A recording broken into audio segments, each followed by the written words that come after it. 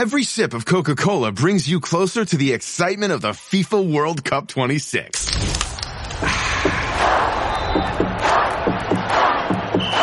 Because nothing compares to the joy. So grab a Coke and drink in the FIFA World Cup 26. No purchase necessary. 13 plus in 50 U.S. states and D.C. with a web-enabled device. Ends March 1st with 8 entry periods. Rules at cokeurl.com/soccer rules. Hello, everybody. Welcome back to Victory Drive.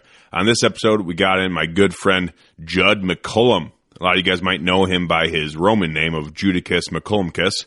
And we got in the weeds on a lot of different stuff, but we started out strong and ended strong, I think. But there's a lot of fun stuff in the middle of it.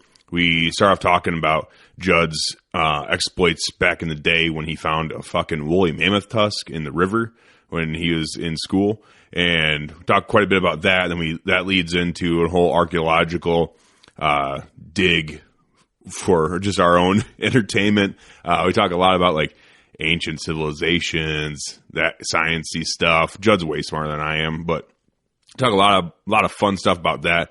Then that inherent obviously leads into fucking, talking about space and how life began and all that good stuff. But then we eventually do get to deer hunting, which is the main reason why I got him on and wanted to talk about his last season's exploits out there in the wilderness and during gun season in Illinois.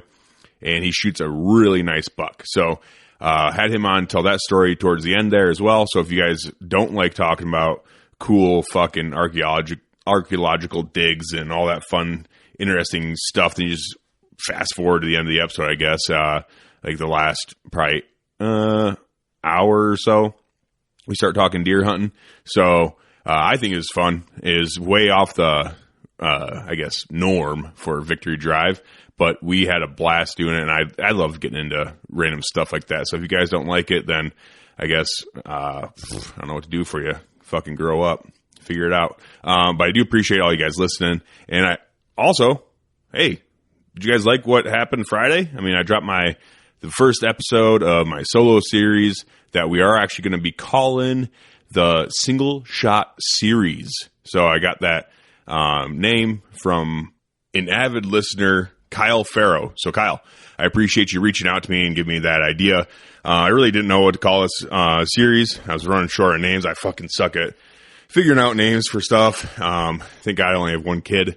But Kyle, I really do appreciate you reaching out, man. And also I appreciate everyone reaching out and giving me ideas on what to call this thing. The reception has been outstanding, and I really do appreciate all you guys listening. And just hit me up on socials and all that good stuff. So, I do appreciate all y'all, and I hope you guys like it. I'm really excited about the solo series. I'm really excited about the regular series. I love sitting down and talking to interesting people like Judd and everyone else that I've had on. I'm really excited about the future. So, yeah, that's pretty much about that. Let's get on to the partners that make Victory Drive go round. All right. So, this podcast is brought to you by Grizzly Coolers. Grizzly Coolers is the leader in the hard-sided cooler game. These are Jake's words, not official. I don't know. We haven't taken a survey, but I'm pretty sure they would be up there. So Grizzly, they make awesome coolers. They make a really good drinkware, all sorts of fun shit. Maybe I'll go and do a bit of a deep dive one of these times with some of their products. But just know they make awesome coolers. They're avid outdoorsmen, and they really stand behind their brand. So I really hope you guys, if you're in the market for a hard-sided cooler, and it's getting to be about summertime, actually. Well, it's spring, but obviously summer comes after spring. Fuck. So if you guys are looking into some ice receptacles to hold your delicious beverages in over the summer, check out Grizzly Coolers. Give them a little scan on their website. And if you decide to buy anything from Grizzly Coolers, make sure you use code WCB for 15% off. Also, Black Ovis, new to the game here in Victory Drive, and they are just your one-stop shop for everything outdoors-related gear, hunting gear, camping gear, footwear, arrows, broadheads, releases, all sorts of shit. Everything you need to get out in the woods and get hunting, Black Ghost has got your back. So make sure you check them out as well. Make sure you use code VICTORY to save some coin at checkout there as well. And also Huntworth Clothing.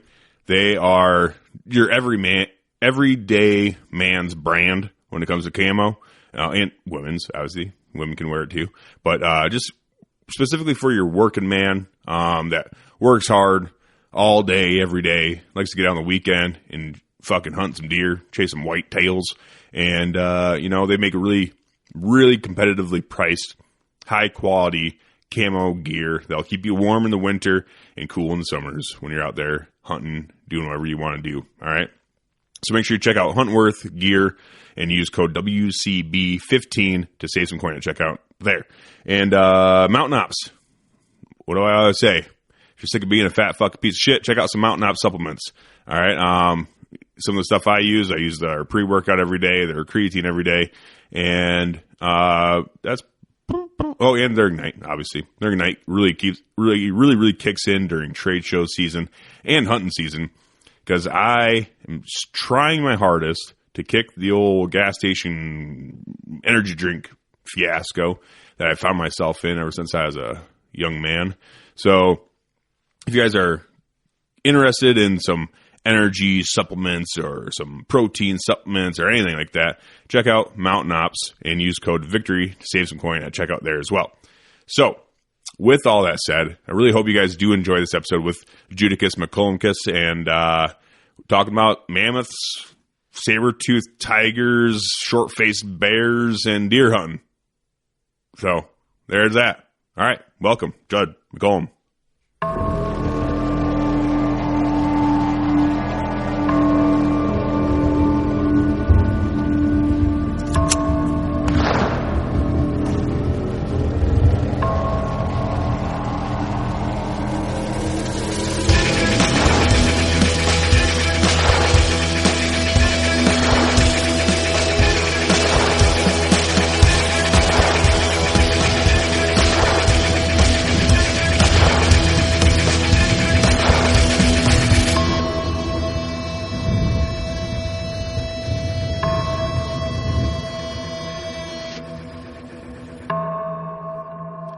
Judd McCullum, how are you doing, buddy?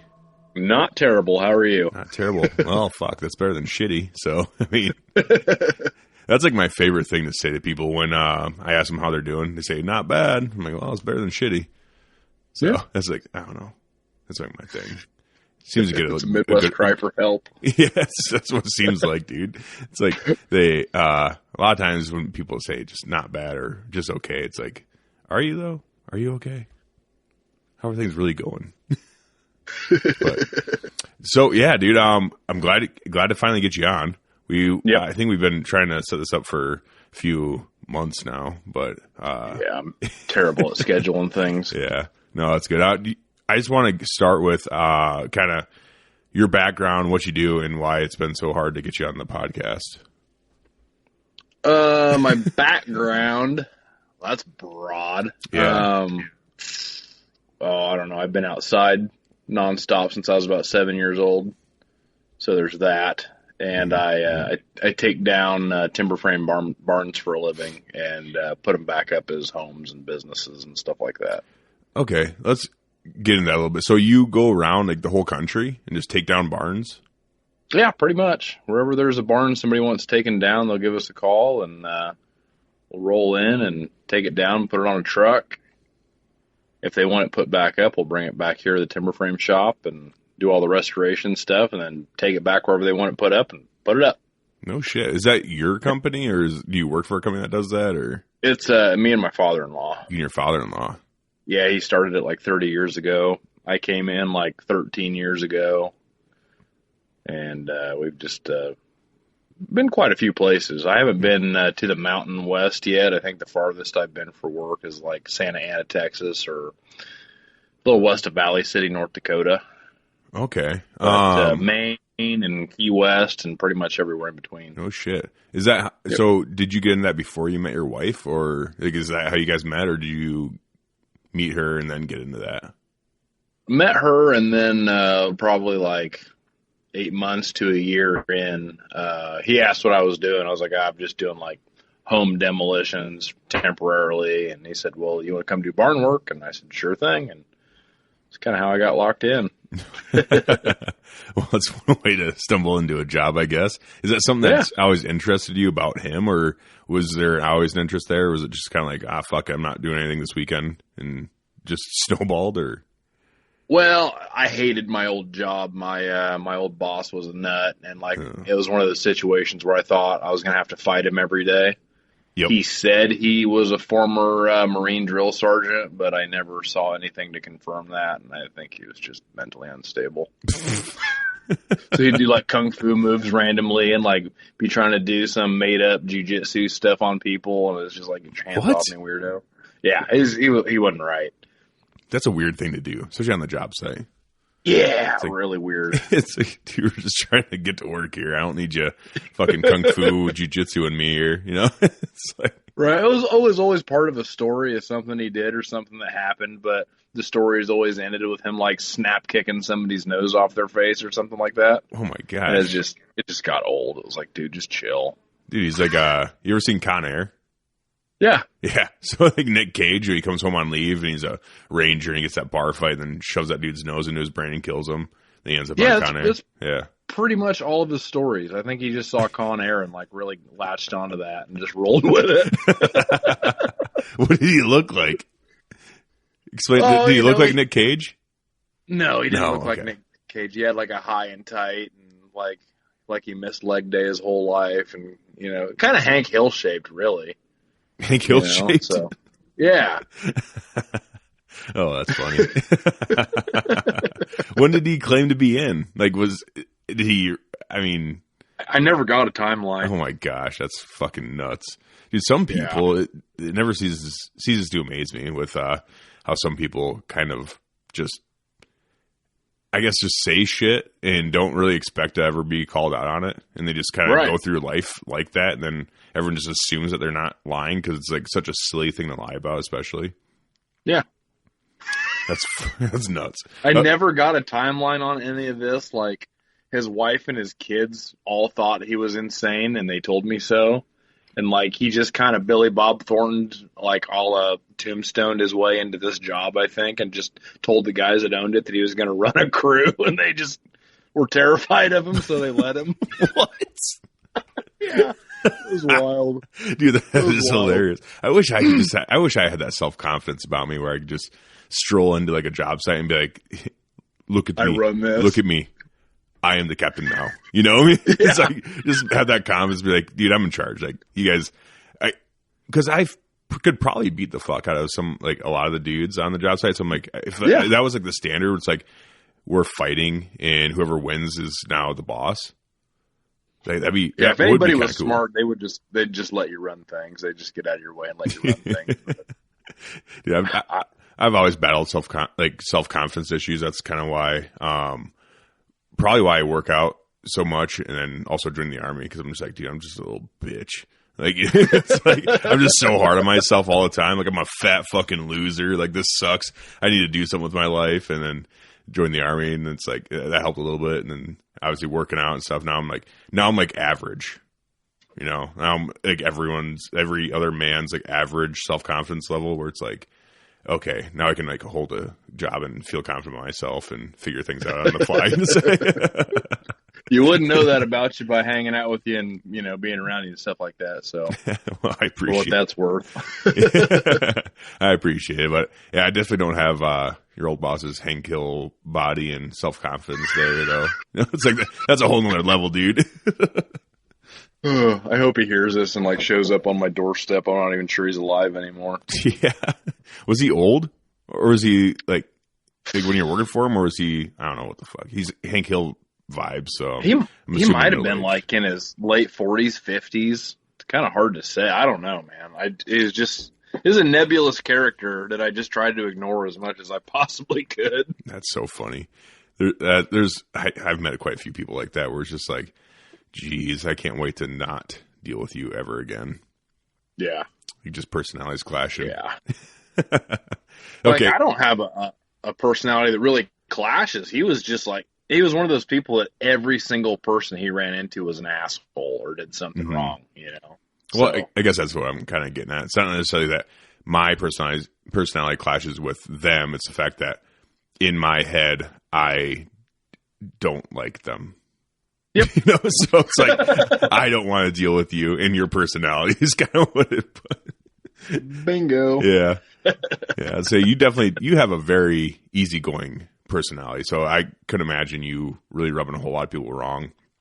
Besides on the the WCB Facebook group, it's like maybe when you're like fucking band hammering people, but I try not to do that. I really don't like to just get rid of people unless they're just, you know, being a dick for the sake of being a dick. You know, I believe in First Amendment, and everybody gets to say what they want to say. You know, and I'm not going to get rid of anybody for saying what they want to say. But if you're just on there just to cause trouble after a point, right? Bye. Well, and I guess to kind of back that up a little bit, so you're the president of the Working Class Bowhunter group on Facebook. Yep. So that's what we're talking about here. You're the admin guy. You kind of run that page. Kurt kind of dubbed you as that, and you've really, I think you've done a great job because you let a lot of shit slide, but you keep the page where it should be, and that's when like me starting because I started a Victory Drive page, and it's kind of like. I'm just kind of, as long as they stay on somewhat on topic, like I'm just going to let people go and do their thing. But if they're sitting there talking crazy, just talk crazy, especially if because the whole point of like the Working Class Bowhunter page and my Victory Drive page, it's a page set up to support the podcast and listeners. Like if you're, especially if you're just like openly hating all over the podcast for no reason, then it's like, why are you even here? So let's just get rid of you. You're not doing any good to anybody. So, you know, even those people I don't really like to get rid of because, you know, I don't like it when everybody thinks the same. It weirds me out. So, you know, having a few people in there that are going against the grain, you know, doesn't bother me that much. And it kind of keeps everybody on track, if that makes sense. Yeah, no, but I mean, like, I guess disagreeing is one thing, but like, just if someone came on the page and it's like, yo, Working Class Bowler, they kind of blow dick, and Kurt is gay, and I actually know that for a fact. So, like that kind of stuff. Like, is that something that you'd allow just on there? Is like someone just, I guess, at least for a little while, just to see what happens. But well, yeah, that problem usually sorts itself out. I call that sticking your dick in a hornet's nest. You know, I just want to see what happens at that point. Yeah. Like, I'll do whatever I can to amplify that comment just so as many people see it and jump on and, you know. Yeah. As a matter of fact, that was a terrible example because, of course, you'd let that go. That would be hilarious, actually. So it's fun to watch that correct itself. Yeah, it is. So I actually, that's one tactic that I've been employing, I guess, because I've been pretty fortunate. I haven't had a whole lot of people say, like, yeah, Jake sucks and he's terrible at the podcasting thing. And his, you know, I haven't faced a shit ton of like open criticism online about myself yet that I've noticed. Maybe I have. I just haven't seen it. But when I did post a picture of that my bow hunting is for felon shirt. And I had my bow at full draw, you know, and took a picture. I'm like, oh yeah, it's a cool picture, you know, whatever. I posted, and some guy did, like, I think Working Class shared it, and then some dude did post on there. He's like, oh yeah, his arm's locked, you know, that's, you know, bad form kind of thing. Yeah. And then some other dude replied to it. He's like, yeah, that's not the only thing wrong with this form. And so then I post, I'm like, yeah, that dude sucks, you know. So I think that's then good. they catch on. It's fun when they don't realize who they're talking to. They're like, oh wait, this is a real person that's going to interact back. Yeah, no, exactly. He did. He's like, well, I'm not trying to be a dick or something like that. And he's like, I'm not. This is not a quotation. I'm not quoting this person. You can go back and look at it. But he's like, I won't say backpedal, but he's like, well, I'm just saying, you know, it could be better kind of thing. I'm like, yeah, no, it's fine. Like, that dude is a terrible bow hunter. That's probably why he shoots guns or something like that. It's like. It's like, I think I'm just going to get on my personal page and just be like, yeah, dude, Victory Drive is a shitty podcast. Like, I don't know why anyone listens to it. Just like be my own like troll and just like feed into it. Do it. I think I'm going to. That'd be funny. I just haven't had to deal with it yet. Lee's been dealing with it, but that's a little different. Poor guy. Oh, he's all right. Yeah, I know. He's good. He's doing good. But I like Lee. Yeah, he's great, dude. Lee is the shit. He's a really, really good guy. He is. I don't make the connection in that post between, him and Steve. And I like that Steve got on there and was like, what the fuck did I do? Yeah. But I don't get that feeling from Lee. Like, the dude knows a lot. He teaches me things pretty often. And, my brain's pretty full of nonsense. So it's something if I'm picking up information from people on the regular, there's someone to pay attention to. Yeah. I mean, he cares, and it does help that he has a very flexible job. So it allows him to like do all sorts of shit when he's like at work. Cause he's like a feed salesman, I believe. And it's like, he just travels for work. So he has a lot of freedom and stuff that not a lot of other people have. So it allows him, he is able to get out and do all sorts of shit. And he has a lot of knowledge, especially for how young he is. I always forget like that he's not even 30 yet. Yeah. Like, jeez. For a kid. Yeah. For a fucking child. Dude. Yeah. For a child. For some wee wet old baby. Can't even grow a damn beard. Like, what are we doing here? But he's rodeo and shit though. That's pretty cool. I never expected that. Mm-hmm. No. Oh yeah. Well, we got way off course here. So let's go back to happened. So Hank Hill. You left him, and then started working with your father-in-law. Was he your father-in-law at this time, or you guys just dating? No. I made my wife wait like 8 years to propose. Oh fuck yeah, dude. All right. She's a good sport. She's a real good sport. Sounds like it. So yeah, we just 13 years together. So okay, that's cool. 13 years with her and about 13 years with the company. Okay, cool. Something like that. So you kind of just stumbled in that job, and in my personal opinion, it's just really cool to hear what other people do in their daily lives, like for a job, because that's one job that I never ever thought would be like a full-time gig. I mean, like, that's pretty cool. So you take down you go find these old barns. Do you offer to buy the barns from the people, or do they reach out to you and say, hey, come get this piece of shit off my land? Or so my father-in-law has had the website since like 1998 or something like that. So by default, we come up first on Google, even before most of the people that pay for ads like that, if you type in barn dismantling. Oh, okay. So that's how that happens. And there's some places around the country, like especially in like Ohio, where things have gotten real crazy and people are paying big money for standing barns, which is speculation in its purest form. Like if you don't have a buyer for that, you're really putting everything out there and giving yourself the opportunity to really lose your ass. But yeah, I talked to a lot of people that have taken down one or two barns or maybe a corn crib, to a point, but removing metal roofs by hand and, stripping everything down by hand, trying to save as much of the material as possible. It's a little bit different animal than just trying to get the thing out of the way and save a few boards for the wife's craft projects or whatever. Yeah. I bet you have a lot of them. Oh my gosh. Yeah. I got pallets of those little shorties that people build birdhouses and stuff out of. Oh yeah. I've got some artists that show up and, they make those little like mosaic things out of different colored barn wood, and they're pretty cool. So, I mean, we try to use all the material if we can.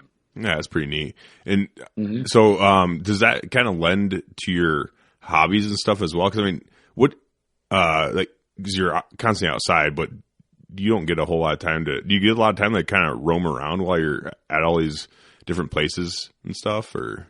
It kind of depends. Like a lot of times it's like we work many daylight hours as we can just so we can get home.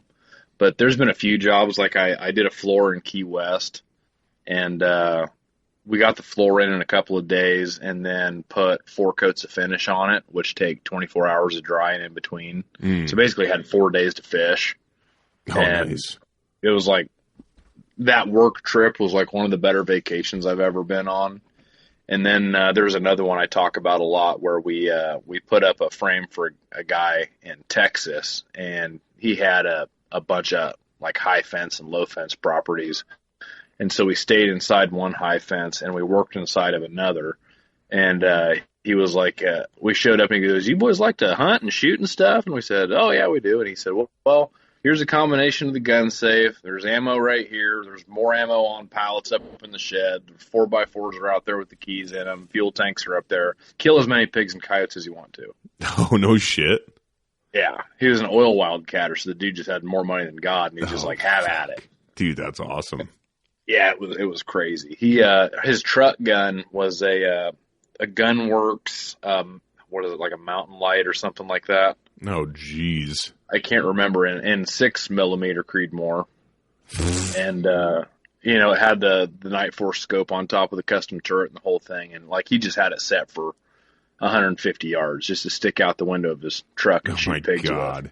Dude. So I threw it up on a bipod and put a steel plate out at like 660 and dialed it to 6.6 and was like, okay, I'm not messing with the windage or anything. Just hit the top right or aim for the top right corner of that plate and pull the trigger. And he's like, oh, I couldn't possibly shoot that. I shake too bad. I'm too old, all this. I was like, just give it a try. So he sits down at the bench, pulls the trigger, bing. I mean, he was just over the moon.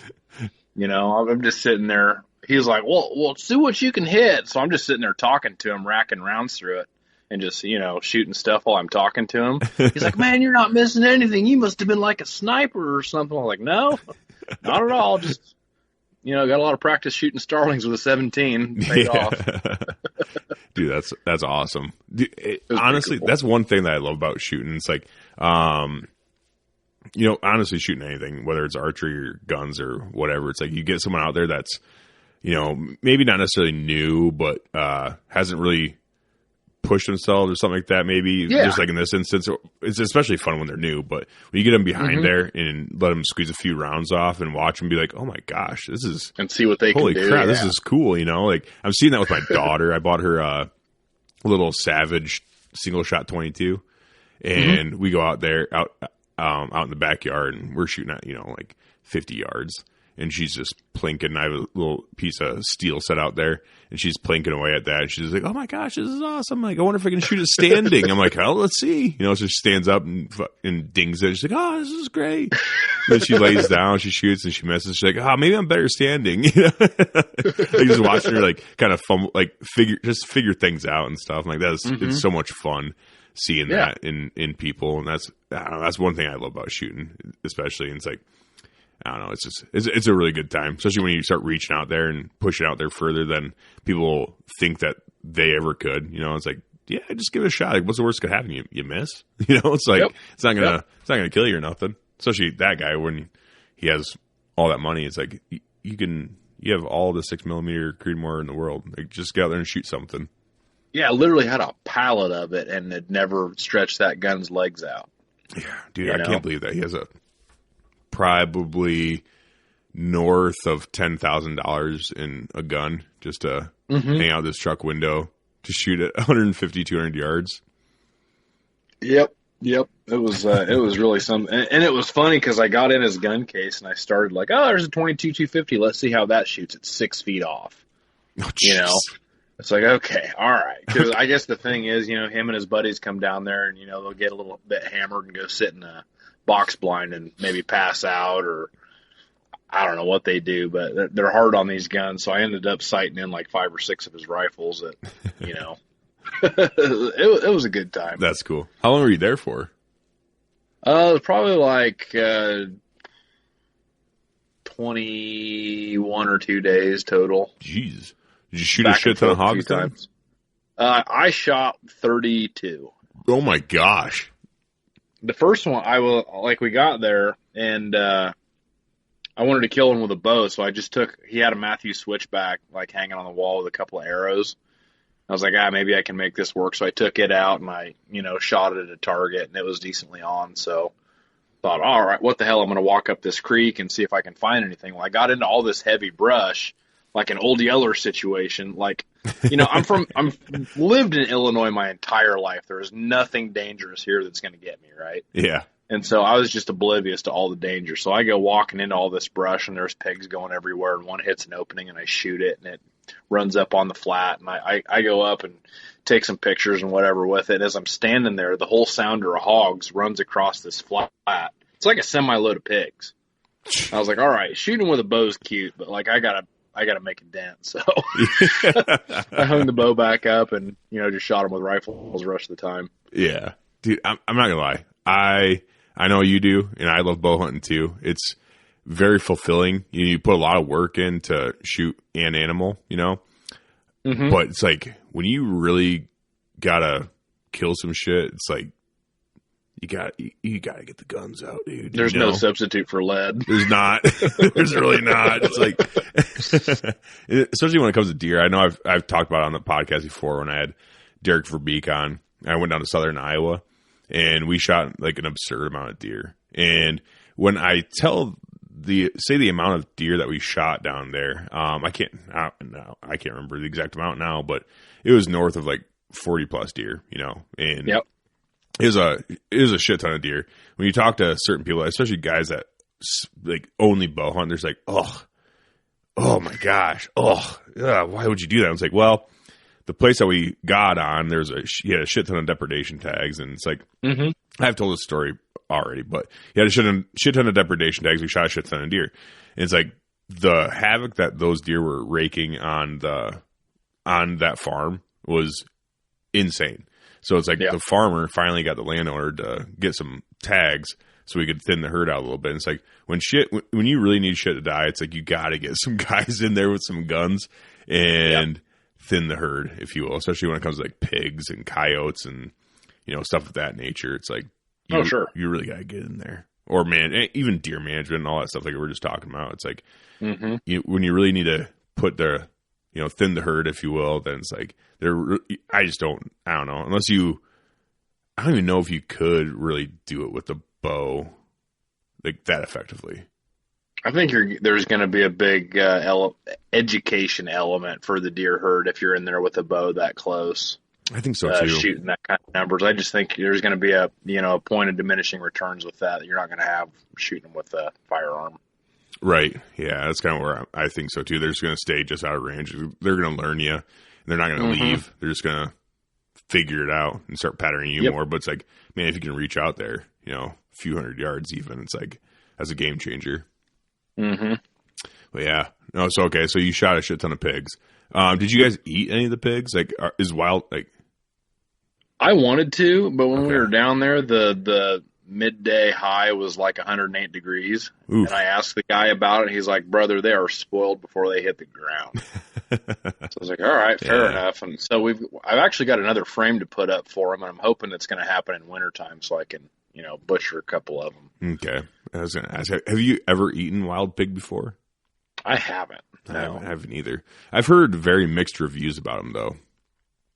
I have too. Like down there, people just don't want to touch them. And then, you get some people that go down there and, like make chorizo out of one, and it's great. But I'll tell you what, he actually kind of got mad at me because I went out about dusk and I shot a hog, and she ran off into the brush, and I didn't want to just let her be out there wounded or whatever. So I went back and I got an AR with a thermal scope on it and went back and I had a guy like holding onto my shoulder as we went in, and he had a shotgun. So, cause we were all like freaking out about getting charged by a pig or whatever. So I was like, just stay close to me. If I spin with me, all that stuff. So we get into this brush, and she comes up on the thermal and she's down, but there's a bunch of little piglets running around. Right. And I was like, I don't want to do this. And the guy I was with was like, they're tomorrow's problem, dude, but you do you. So I started blasting and, I went back and we told the guy what happened. He's like, well, where are they? And I was like, well, they're out there. I didn't bring them back. He's like, you didn't bring them back? You split those little bastards open and throw them on the smoker. It's like baby bacon. Oh, really? Like, you just about eat the bones. I was like, I didn't even think about that.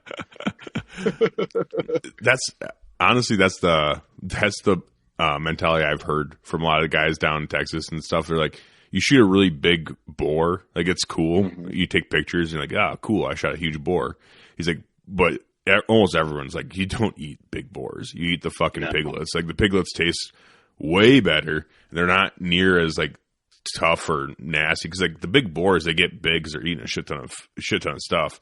And it's they're not just eating like the grains and acorns and stuff like that. They're eating nasty shit. So just Yeah, well, the other thing that I realized later was this guy had like a garbage trench on his property that he'd burn periodically, and the like skunks and pigs and whatever would get in there and eat anything that was even close to being, edible. Yeah. So they were getting a fair amount of garbage, and that's part of the reason I haven't tried raccoons around here is I just don't know if they've been in the garbage or not. It's kind of on my list, but I want to clean one. Yeah. Honestly, I've thought about it. Like I've talked to my buddies and stuff about it. And it's like, what do you think about trying just to see what raccoon tastes like? And everyone's like, ugh, ew. And I'm like, well, I don't know. It can't be that bad. I don't think I've ever eaten any type of meat that's like that bad. No. So I mean, I talked to some old guys, and they're like, "Yeah, it's great. You just barbecue it really? up, and it's good." Yeah. And then woodchuck's a whole nother thing. There's a couple old guys around here that just start watering when we talk about woodchucks, and that's on my list too. But that's kind of on my list too. And I was on the hunt for at my old place that my sister lives at now. We had this huge woodchuck. We called her Mama Woodchuck, and she was fucking big, like a big old bitch. And I always thought, I'm like, man, when I shoot her, I'm gonna eat her. Yep. It's like, anyways, my English Mastiff ended up treeing her one day, and he was sitting there barking the base of the tree. And also, that was the first day I realized that woodchucks can climb trees. Yep, dude, nuts. This thing was all the way up this tree. I'm like, holy shit, there she is. Face to face with Mama Woodchuck, my arch enemy, if you will. And I'm sitting there staring at her, and I'm just like, all right, you little dirty bitch, I'm going to get you. So I ran back inside the house. I grabbed my shotgun, went back out there, and I shot her, and she fell down. And I'm like, hell yeah. And my dog, first of all, when he grabbed that woodchuck, he grabbed her mid-body and started whipping her around. I'm like, oh my gosh. Yep. The sound that it made when she was hitting the side of his head, it was just like... harrowing. I'm like, oh my gosh. I'm like, Ragnar, drop her. Like, that's making me, like, that's freaking me out, dude, because he's a big English Mastiff, so he has a really thick skull. And he's just like, dunk, dunk, dunk, dunk, dunk, dunk, dunk. I'm like, jeez, so Pete's. So then I grabbed her, and she's, obviously she's pretty well beat up at this point now. I'm like, dang it. But then I started, like, looking up, like, how to clean a woodchuck and all that kind of stuff. And they got, like, a shit ton of scent glands throughout their body. Oh, do they? Oh, yeah. Yeah, I was looking it up, and just how to clean them was a bit of a chore. Like, you're just like, you have to be super careful around this part because there's a gland right here, and they'd show you it'd be like a little ball just underneath the skin. Yep. You have to be very careful because you puncture that, and it gets on the meat, and then you're fucked. And it's gonna be nasty. Yeah. But they're all over. They're all the way down their back, and they're around their legs and stuff. They have like a shit ton of just these scent glands all over their bodies. So you have to be super careful when you clean them. And I wasn't aware of that, so then I just threw her in the grove, unfortunately. Yeah. Give her a proper burial. So. But, no, because I looked it up, and if you can clean them well, people say that they do taste great. Like, they're super good, really flavorful red meat, so. Yep. And I've heard raccoons are pretty greasy. That's the only thing I've heard about it. That's all I've heard about it too, is greasy, but some people say it's great. Some people say they grew up eating it. They don't want to touch it again. It's that sort of situation. Who grew up eating raccoon? I don't know. I know some old guys that grew up pretty poor. Yeah, you'd have to be pretty poor to have that be like to say that I grew up eating coon. I feel like you'd have to be pretty poor. Yeah. Yeah. I mean, that's my mom's depression shit. My mom's stepdad, when he was a kid, like into his teenage years, he drove a horse and buggy, or like a pony and a cart. He was poor, but I never heard him say that he ever ate raccoon. Yeah, I think a lot of the poor people around here, when they, were poor, they just eat like, I don't know, like peanut butter and pickle sandwiches, shit like that. It's like that's poor people food around here. They didn't really talk about like the different types of random wild game they would eat. Raccoon. I'd never heard of anyone actually eating raccoon. So, you ever heard of burgoo? Burgoo? Burgoo, yeah. Apparently you just throw whatever you got in a pot. Oh, And it's like a just a rolling thing. You keep going. Like once you get everything seasoned and get everything cooking, you just keep it going and keep adding to it. Dude, there's a book, they didn't call it burgoo, but there's a book I read as a kid. It's called like Rock Soup or Rock Stew. Mm-hmm. You know the book I'm talking about? I think so. Yeah, so it's like... I actually think so. Yeah, like this lady, she's talking to her son. She's like, oh, let's make some rock stew or whatnot. And it's like, it starts with just a pot of boiling water with a rock in it. And then you just end up throwing like random shit in there. And that's kind of the premise of that book. That's all I remember, but... But it sounded, dude, I remember reading that book and being like, damn, I want to make some rock stew. That sounds nice. Like I'd grab some gravel or something like that and be like, Mom, let's make rock stew. And she's like, no. Fuck out of here. Same with this other book when I was a kid. It's called Thunder Cake. You know that book? Dude, Nope. So it's a book. It's called Thunder Cake. And I'm talking, this is like, dude, these are like early childhood memories of mine. Like when I first started learning how to read, it's like one of those books has like 5 pages long, you know? Mm-hmm. So, but this lady, this kid is scared of the thunderstorm. So his mom had him come downstairs and they were making thunder cake. And every time it thundered, they would add an ingredient. And they ended up making like this really delicious 2-tier double-decker chocolate cake. So for my birthday, I always asked my mom to make thunder cake. It was just double-decker chocolate cake. But we didn't make it during a thunderstorm, but it's like... That'd be a hell of a thing. It'd be like a Pavlovian response to thunderstorms where, you see some rain falling and all of a sudden you want double-decker cake. Yeah, kind of. I guess it would help me. I guess it'd help with your fear.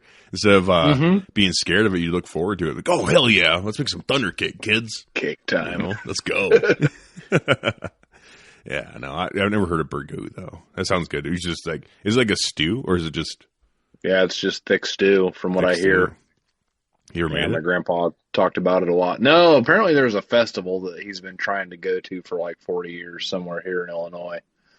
The Burgoo Festival. Dude, honestly, I want to go to that. That sounds interesting. It's a known fact that like roadkill is a major component of it. Do they have like judges and stuff? Is this like a competition?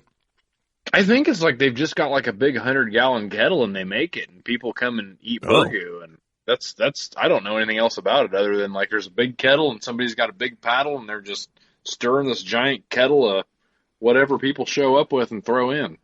Dude, it sounds a little frightening. Sounds kind of like grog. Like so in the Army, we at the Army balls, the dances and shit.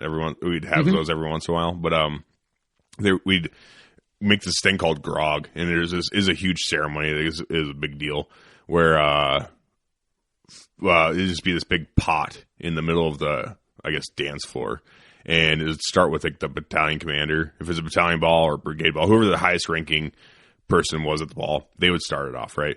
So they'd have this big pot, and it'd always have a base, whether it's water, like whether it's like Kool-Aid based or whatever it is, and and it would go down the line of starting like the commander and going down, and every senior NCO and senior officer and going down the line of chain of command, they would add something into the grog.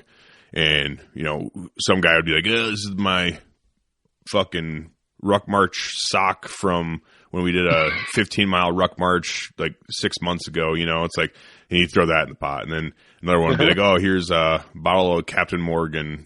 That whatever, or here's a bottle of fucking like old ass wine.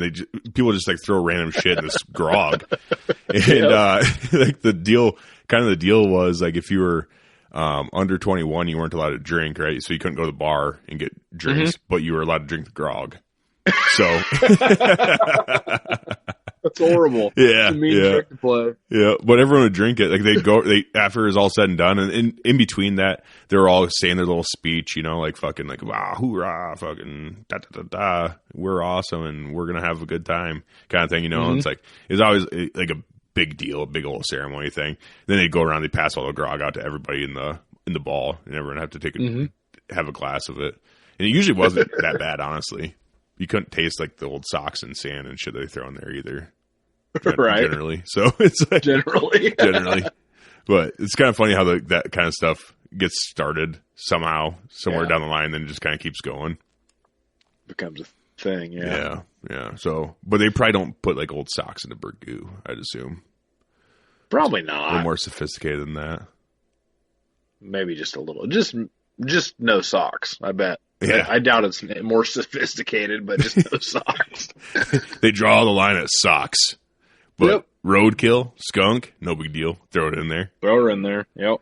So everyone in the community would just get around, like they'd bring something to the table. This was like a big, in. like, word of mouth advertised thing. Like, if you wanted to bring something to throw in the pot, that's the story I got, was show up with something, whether it's like an armload of celery or, you know, you whacked a raccoon or a skunk on the way there and you want to skin it and throw it in. just let it cook down like the whole weekend. I'll have to see if it comes up on Facebook ever. I feel like I've seen it on Facebook, and I'll get the deets and share them with you. Yeah. I'm very interested in going to that. That sounds like a good time, honestly. Mm-hmm. It sounds like it would rule. Yeah, the kind of people that are into that, it got to be a blast, you know? Oh, yeah, dude. I'm sure everyone's just getting having some drinks and having a good time, you know? Mm-hmm. So have you ever been to it, or you just hear about it? I've heard about it my whole life. Okay.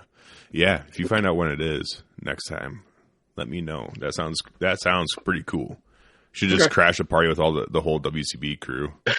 Be a blast, man. Yeah, that would be fun. That'd be anything we can use to get all the guys together in one place would be awesome. I know. Especially since I can't make it to the shoot this year. It's like, no. Yeah, I know. It's just a bad weekend. We got like 3 or 4 different things that popped up. It's Father's Day weekend, and I get my daughter back, so it's like, you know, gotta do that, obviously. Yep. And then we have a wedding we have to get to, and all sorts of shit. It's like, yeah, just ended up not being good this year, unfortunately. Yeah, I'm really sad about it. That's always they're the best days, man. Everybody that can get off that weekend needs to come to that. Yeah. I can't remember the dates exactly, but I know it's Father's Day weekend. So the 15th this year, 15th, I'm pretty sure. Yeah, okay. About 9%. Yeah, it's right around the same time every year, but obviously it changes with like the days change just because it's a whatever weekend out of the month. Yeah, but yeah, no, it's a very good time. The shoot is a fucking super good time. Yeah, it's one of those things like consistently. You know, I talk to Kurt after it's done because my thing is kind of closing down those events and hanging out as long as I can. Kurt's always just like, man, this is the best day. Mm-hmm. And we all wish it can just, you know, go longer, but you just got to take what you can get. Too much of a good thing kind of cheapens it. So being one day is probably good. Oh, if it was 2 or 3 days, people probably wouldn't survive, but no. Especially if it was like, I've thought about it too. I'm like, man, maybe we should have the shoot more frequently, you know? Mm-hmm. Instead of, don't make it like a 3-day event, but make it like, you know, a weekend. Have a couple, 3 years. Yeah, a couple, 2 or 3 years, something like that. Maybe it'd be really cool if we could just like, no, I don't even want to talk about it like that.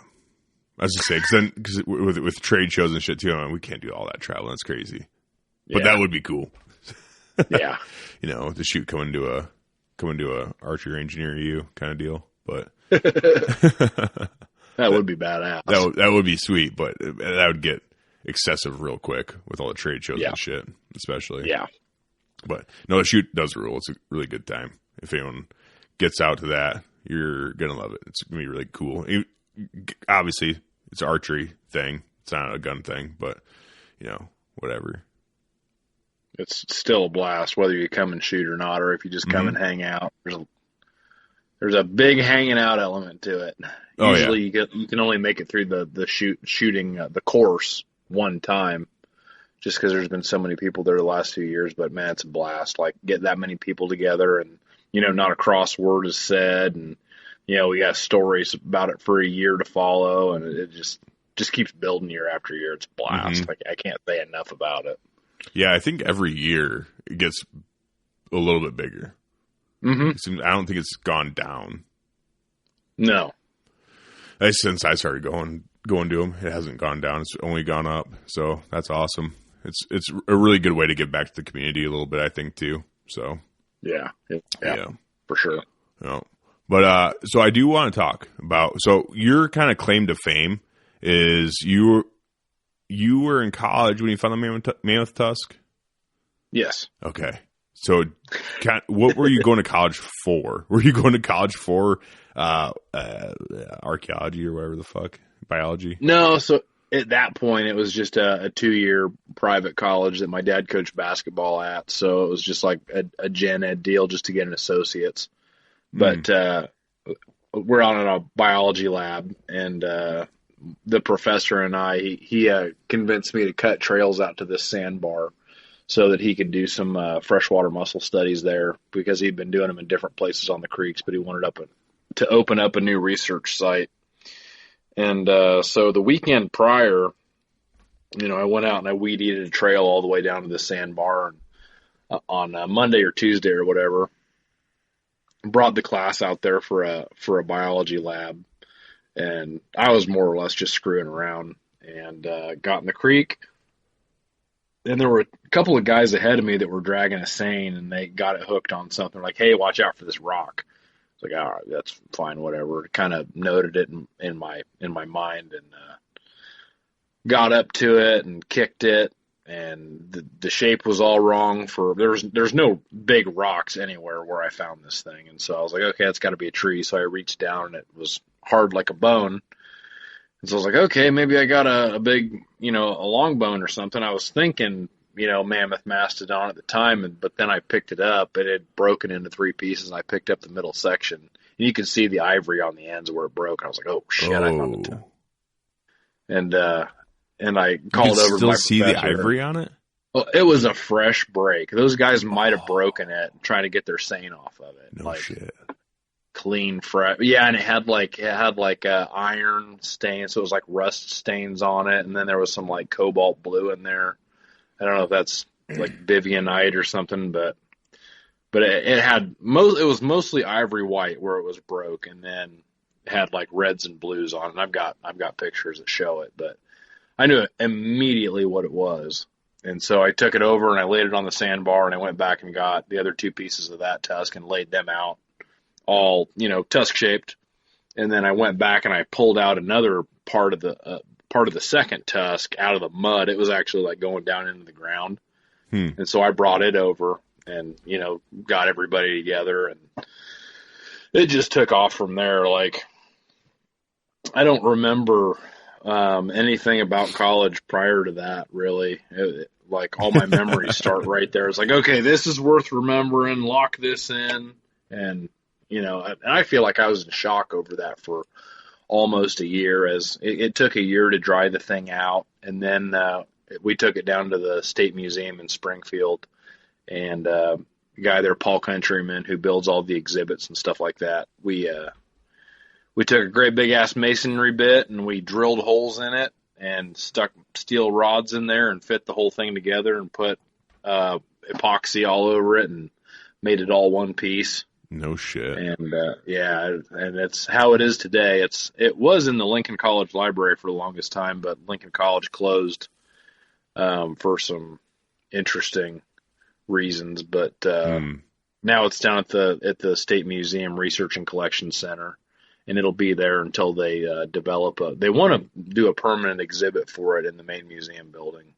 Oh, that's pretty sweet. So did they like dam because you found it in the river, so did they like dam the river and dig down in there and excavate a little bit and do some more digging? Or we talked about that, but basically how this creek is it's got a gravel and clay bottom, so it only cuts so deep. Just think of like a really wide, really shallow river, probably like most of the ones in Iowa. Yeah, like I know the Wapsi's kind of like that. Mm-hmm. And it's got real high banks, and probably 14, 15 foot tall banks on either side, or where there's a cut bank and a sandbar kind of opposite each other. Yep. So it didn't make much sense to go down, but as we were thinking about trying to get like cofferdams and stuff out there, it just didn't make sense, because if there's any rain whatsoever, this little creek and it's not a little creek, it's, the size of a small river, it'd get mean real fast. Okay. And money was tight at this point, and we just kind of decided, every winter there'd be like 5, 6, 8 feet cut out of this bank on the opposite side from like the ice flows and the flood water and all that stuff. Mm-hmm. And so we just figured we'd wait and come back in the springtime and see if anything had been uncovered. But gotcha. So between me finding the tusk and the next spring, there was a pretty good sized flood, like early December, I think, because this had been a drought year and, all the water could do was come up. So it flooded a little bit, went back down, and my professor went back out, and he was in waders, and he kicked a molar and picked it up out of the creek. And that told us it was a woolly mammoth, because we didn't know the species without details from the molars. Oh. The molar is easily the size of a football. The single tooth is what? Real good size. Yeah. I can give you pictures of it. And so he calls me up and he's like, "Hey, Merry Christmas. How you doing? By the way, we found a molar. We know it's a woolly mammoth." And so we had samples of the tusk and the molar sent off for radiocarbon dating, and they both came back within like 50 years of each other. So they were from the same animal. They are from the same animal, but now scientifically we can say that.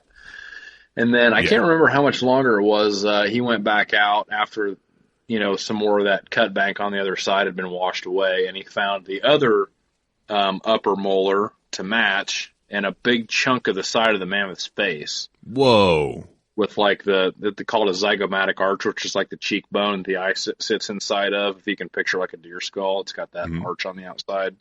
And then the socket, like the back of the socket that the tusk fits into. Whoa. So that's all together in one display now down in the Research and Collection Center. And they found some other stuff, like they thought they might have found the ball at the top of the humerus. But not much else has turned up. We think like the head broke off after the body bloated and it floated away. Damn. So that's what they're kind of assuming is that it floated down the creek, like how old did they say it was? 11,300, 11,600, somewhere right in there. Okay, so the landscape's going to look much different back then, but we think the creek probably ran perpendicular back then to what it is currently. So it's okay. The rest of the animals probably underneath farm ground out there somewhere. See, that's what I was kind of wondering is if they're thinking that it died and then just over the 11,000 years, like the body itself just kind of got broken apart from stuff and kind of washed away. Okay, yeah. So you don't think that's kind of a fun thing to think about too, because we were going over like how could it have been dispersed? Mm-hmm. Because like if you look at elephants in Africa, when they come across their dead, they'll roll the bones around and they'll move the bones. So it was kind of fun to think maybe a bunch of other mammoths came along and found the bones and just kind of rolled them around and spread them out, and then maybe some more water came and pushed them around. We probably won't ever know. I'll probably never see the rest of that animal. No, probably not. But it's a distinct possibility that there's more there, more different animals there. That's fucking crazy, though. That's so so nuts to think about. I always think about even just what the landscape in like Iowa and Illinois looked like, even just a few hundred years ago. Let alone I can't imagine 11,000 years ago having fucking woolly mammoths walking around this bitch. I mean, nuts. Yeah. He's so nuts, dude.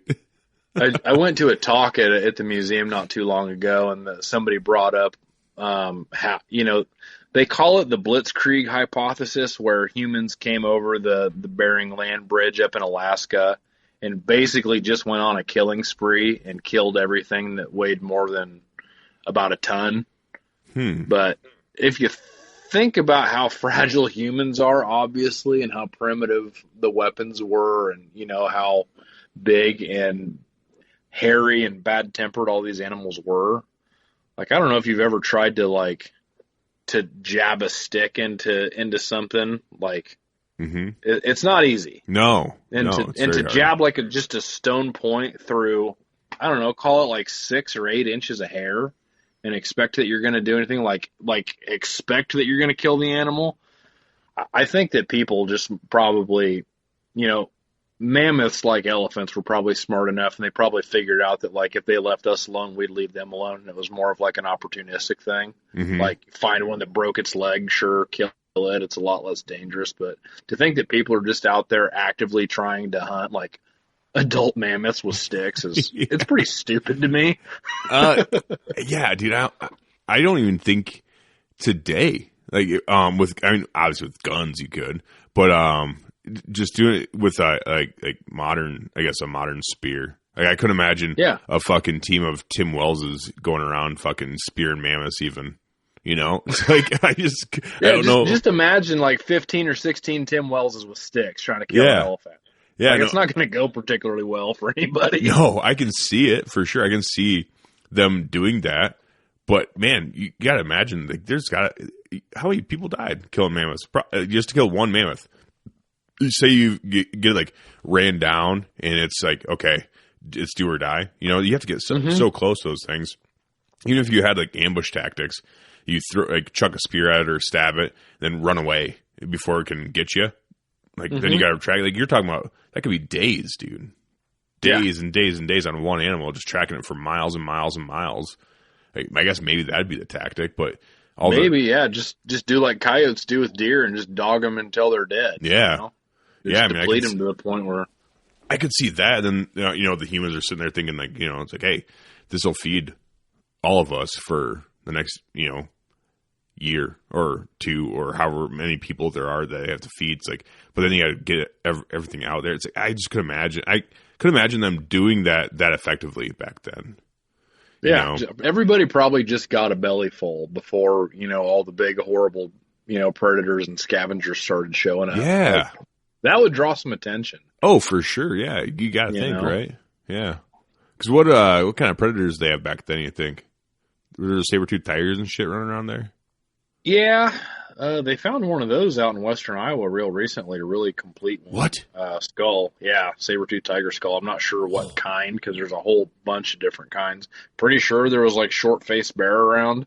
Oh, yep, I did hear about that. Yeah, I remember reading the most terrifying damn thing you can imagine, like a polar bear that can run as fast as a racehorse. Fuck out of here. Yeah. No. No thanks, dude. I don't even like thinking about that. I don't get genuinely scared about things, but that's like nightmare fuel, man. Dude, that is nightmare fuel. It really makes you, it puts things into perspective. For one, how damn lucky we are that we were born in this time. Mm-hmm. Yeah. And then, like, just, could you imagine being a human back then and just not being the apex predator? Like, no, you're not. There's no way, right? Just, you know, like, I'm just pudding with sticks. You know, that's all we are. Yeah. You know, can you imagine an animal that could just, like, eat you and you could fight as hard as you possibly could and it would be no deterrent to this thing? You know, just, nothing. You know, take its time and enjoy the meal. Like, ugh. Nothing, dude. No way. And you got to think, humans back then, I mean, they're probably not near as, like, I guess, strong as I would assume we are today. Because, you know, we have all this technology and all this science and stuff saying, like, hey, you know, if you lift this many weights, then you're going to get this strong and all this other shit, right? It's like they were mostly endurance athletes back then, is what humans were. You know, so they're not particularly strong. So if you get wrapped up with a fucking face-to-face with a goddamn saber-toothed tiger or short-faced bear, it's like, dude, no way. Like, it's not going to work. At all. You could maybe outrun them if you had a huge head start and they got tired or bored, but, like, you're not outrunning them in the short term. Like, if you get face-to-face with a bear that can run as fast as a fucking racehorse, I don't think humans were that fast back then. Usain Bolt couldn't run that fast. No. You're done. Definitely not long enough. Like, they think, because of I think the way the airway is structured, like its nasal passages and stuff, is just built to suck oxygen and run and run. And they're built to run. They're not like a grizzly where they can do, like, spurts. Like, they had super long legs compared to other bears to just run. Yeah, and they're huge. And do it fast. And they're huge. Fucking gigantic, dude. Yeah.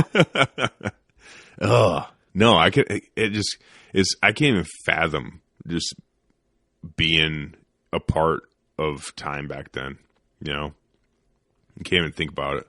It doesn't make sense. It doesn't make sense how we got to where we are today and how we developed. So that's where, you know, when people start talking about like aliens and the Anunnaki and stuff like that, you start thinking a little bit. It's like, maybe something like that happened. Or maybe it's just like somehow we hit this weird development path where, me personally, I think it's more or less like when we figured out how to develop land and agriculture shit, then it's like, oh, hey, we don't need to worry about food as much. So we don't need to, we still are going to do the hunter-gatherer thing in order to get like protein, which is what humans craved the most back then. It's like having that protein was like a vital food source. But once you were able to fill your diet with like agricultural type products, it's like, okay, we don't have to worry about it as much. It's more of a task that we can complete at our own leisure rather than a necessity. And we're able to like protect ourselves from the wild a little bit better back then. And we were able to create communities. And when we were able to start creating communities around like agricultural fields and stuff, then more and more people came in and they were safer. So then we were able to spend more time thinking and using our brains. Yep. They were intended to be, I guess. But I feel like it just took that development. Yes. And there's a book called Sapiens, and in it the author says that we basically got to a point where we became slaves to grain. Yep. And that's kind of a different way to think about it. Like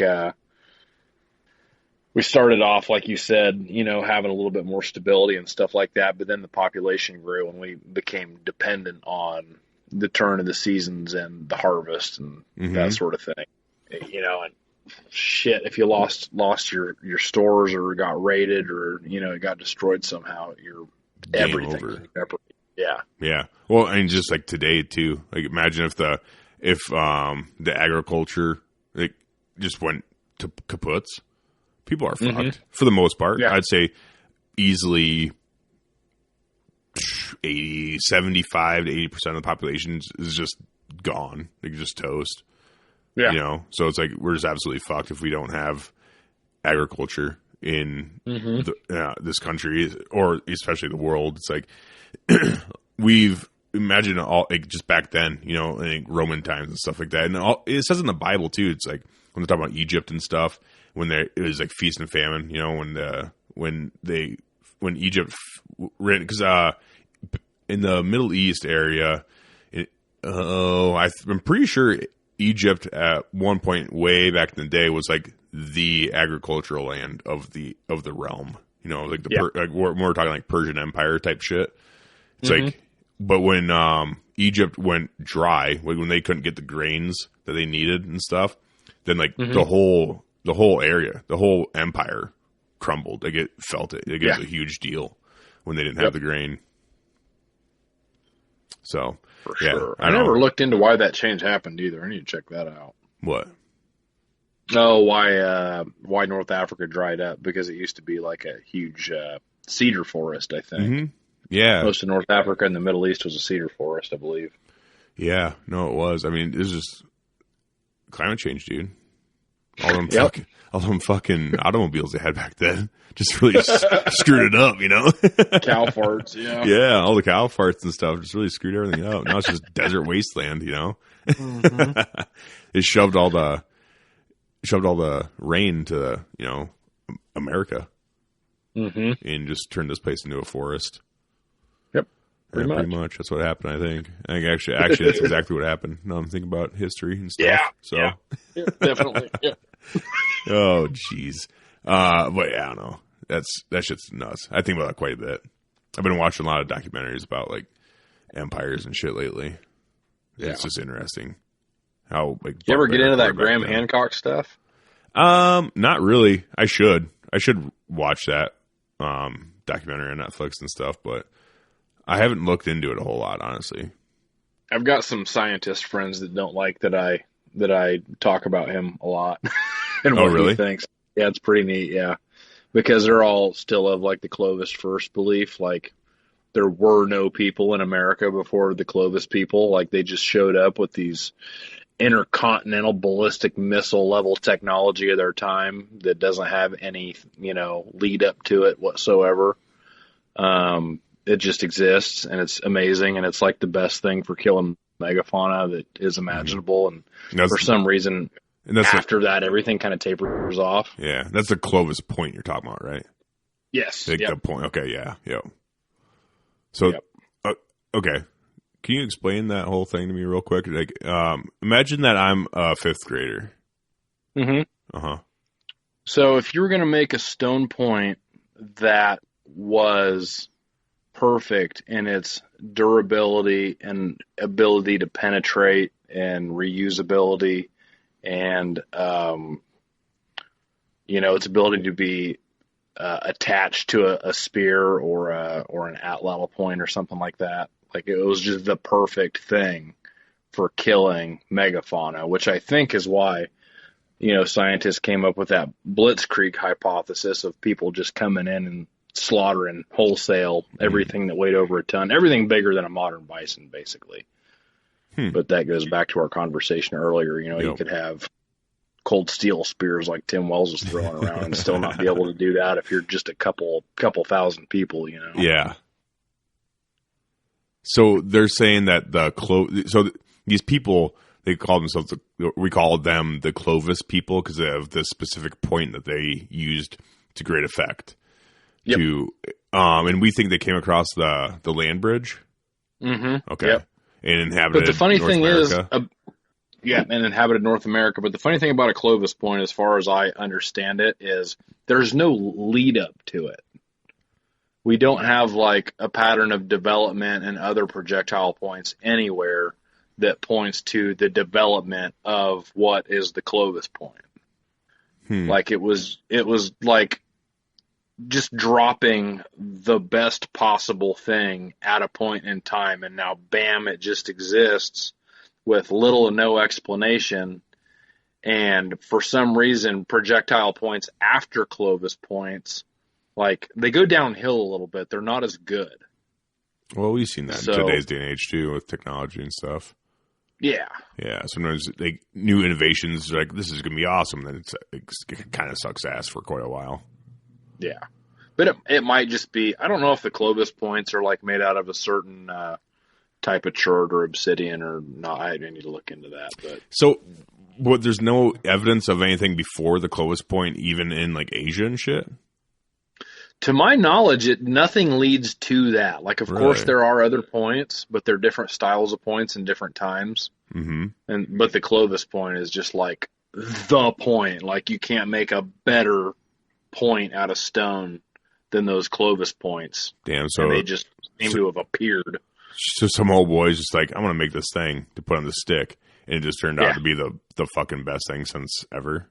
I was going to say since sliced bread, but they didn't have sliced bread back then, So, but the thing is, these Clovis points, what makes them a Clovis point is that you hit them a certain way after the profile of the point's made and sharpened, and you leave these little pieces like sticking off the back, like toward where you would put it on the end of a spear, and you hit that, and it knocks what they call a flute out of it, which basically makes like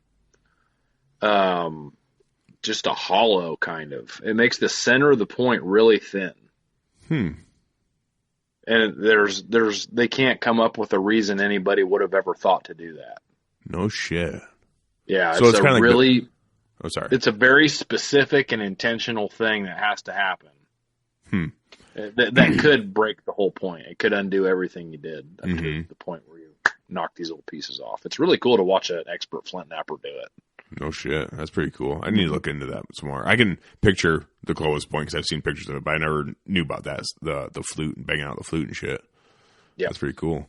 So, man, imagine being that guy that figured that out, though. Like, hey, guys, check this out. This thing is going to fucking rock your world, and you're going to kill all sorts of shit. And everybody goes, you're a fucking idiot. Don't do that. You're going to ruin your points. And dink! And now, for some reason, it's a super point. I don't know what it does. No, go throw this at that fucking woolly mammoth and see what it does. And it's just gonna sink right in there. Dude, it's like the golden gun in GoldenEye. Yeah. Just one shot kills him. That's pretty much what it is. Imagine being that guy that figured that out and made that thing. I bet you're just king of the world. You're just like, I'm the best. Yeah, it's gotta be like, I'm just gonna make these. You guys go get me food and shit and feed me because I'm making all your stuff.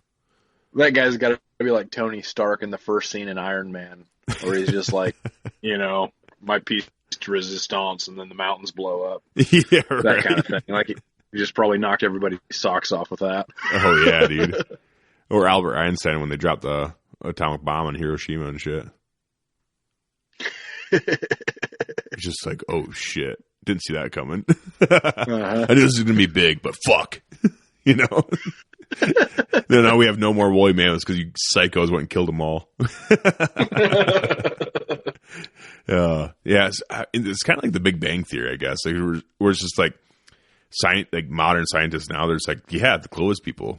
Before them is just nothing. Like they just had no idea what the fuck they were doing until they came up with this point, and it just so happened to be perfect. It's like they came across that land bridge. They made a beeline for Clovis, New Mexico, or wherever the hell that town is where they found that first thing. And that's how that all went down. There's no history prior to that. Just beelined it to Clovis, New Mexico. We got to get there. Yep. That's how the story goes. That's how that whole thing goes. And getting back to Graham Hancock, he was like, these glacial maximums, they'd advance and retreat. There were plenty of opportunities for people to cross that same land bridge at much earlier intervals. And there was a couple of sites that point to that happening. But like I say, science is like largely centered on this Clovis first hypothesis. And nobody wants to have their life's work undone by some crazy English guy that has a TV show. Yeah. Dude, that's the thing that gets me. Sometimes it's like, scientists, super smart people come up with these great theories and all this shit, it's like, but at the end of the day too, like they're all just men with at least a certain amount of ego attached to them, where it's like, we don't want to change. We don't want this thing to change because everyone's just grown to accept it as fact and like it is what it is. And also, I don't want, like you said, my life's work to be kind of undone or unraveled because I decided, it's like, it is definitely an for sure an ego thing, Definitely. I mean, it's kind of the same. It's kind of how I feel about when, cause I'm Christian, and it's like when people kind of jab at my religion and stuff like that too. It's kind of like, well, we don't know everything, it's like, that's kind of where it kind of boils down to for me too. It's like, we don't know everything, and what we do know changes all the fucking time. So it's kind of like, when it comes to me and religion kind of thing where it's like, well, and obviously that has this whole can of worms too, where it's like, back in when men were writing the Bible, it's like, they all have egos too. Like it's always been a thing, so, but, even with the whole, like the Big Bang Theory and all that stuff too, it's like, well, but we don't really know why. We know that maybe we know that this happened. This is how it happened, but we don't know why. So that's still a question. It's still an unanswered question. Same with the Clovis people. It's like, we know that it did happen. Like they did make this point that did rule the world for a long time. It's like, but we still don't know why or what happened before that or what all went into it. So it's like to disregard someone else's theories or hypotheses and stuff like that. It's like, it just really seems disingenuous to me. Yeah. It's a little too precious. Yeah. Like same with other religious people, it's like, when they get really butthurt when they're challenged about something, it's like, well, is your faith really that strong then? If you're going to get mad about it, you can't have a conversation about it. You can't entertain the thought of maybe it's not right, something like that. But it's the same kind of thing with science too, where it's like, we can't entertain the thought of it being any different because it'll shatter my ego and I don't want to lose. Yeah. That's kind of what it boils down to. Yeah, that's what it boils down to. Yeah. No, I've only, but as far as Graham Hancock goes, I've only heard a little bit about what he said. Basically, like it's an ancient civilization, right? Where it's like, he thinks that him and his boys, they think that the human civilization was much more advanced than we ever thought it was before we were keeping record? Yes. And in the New World as well. It's like, instead of, civilization starting in Turkey or Mesopotamia or whatever, he thinks that there was a large advanced civilization in the New World. And this is going to sound really woo-woo, but they've actually started doing like LiDAR stuff in the Amazon rainforest, and they're finding entire cities laid out with like grid systems and different things. It's been a little while since I've read the book, so the details escape me. But he's got a pretty cool series on Netflix. You have to watch that. I don't know. Why not, right? I mean, that's kind of where I think about it. It's like, why not at least entertain the idea? If it's wrong, then it's wrong. The onus is on kind of on him to prove that it's right, in my opinion, I guess. Like, if sit back and see what happens, but to just poo-poo on it for a new idea, it's kind of like, well, we should at least entertain it, because if he is right, imagine what we could learn, Mm-hmm. Imagine what we could learn from that stuff if it was ever fully uncovered and everything else, where it's like, holy shit. Like, even if we don't learn like that much, but it's like, we do know for a fact, like, learning from history is a huge propellant forward into the future kind of thing, where it's like, going back in history every once in a while and like rehashing old ideas is not a bad thing, even if it's wrong, or like they did something wrong. It's like, yeah, okay, well, it's still good to talk about it, and see what and try to like just theorize the thought process back then, and try to put yourself in ancient people's shoes and kind of see like what were they thinking when they did this. Yeah, it's fun to think about. It makes you kind of realize like how fucking much we don't know. We don't know anything. No, dude. That's what's fun about it. That is what's fun about it. We really don't know anything. Yeah. What's even more fun about it is the fact that this could all go away so fast, because we aren't writing the shit on stones so someone else can read it later. We're putting the shit on computers and on TVs. So we're all like, yeah. But guess what? Fucking meteor shower. Oh shit. Goosh. Grid. Gone. Yep. Fuck. Back to the Stone Age. No one's going to read ancient fucking whatever the fuck it's called. What is it called? Ancient Empire? What's it called? Ancient Civilizations? No one's going to read Graham Hancock's fucking deal on Netflix when there are no TVs. That's what I'm saying. It's like we're really doing ourselves a disservice by not. We do have the technology. We could be writing this shit on stones, dude, and keeping it forever. And you know what's really funny? That you're saying this, and a lot of what he hypothesizes is that this advanced civilization was knocked down by, call it like meteor impacts or something like that, and this Clovis point and some of the things that they did are leftovers from those earlier decimated civilizations. So that's what he thinks. He thinks that they were the last of these really advanced people that passed along the knowledge of this Clovis point, and after a point, that knowledge was lost. Because it turned into tribal knowledge. Yeah. They say at some point the population of the world bottlenecked down to like 10,000 people. Goo. Dude. The flame just about blinked out, and then it came back. That's not even a big city. No.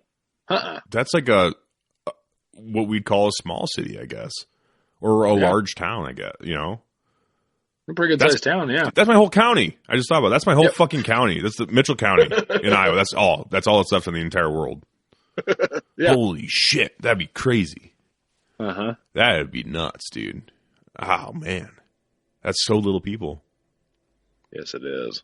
But that would kind of make sense, I guess, if they had this tribal knowledge, like, hey, this is the thing that's going to keep us alive. If we keep lashing out these fucking Clovis points to kill megafauna, that would make sense.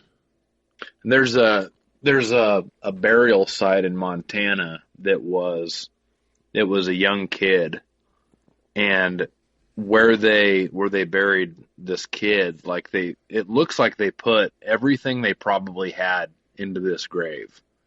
Like this kid was like their last hope for things continuing, that sort of thing. Oh, really?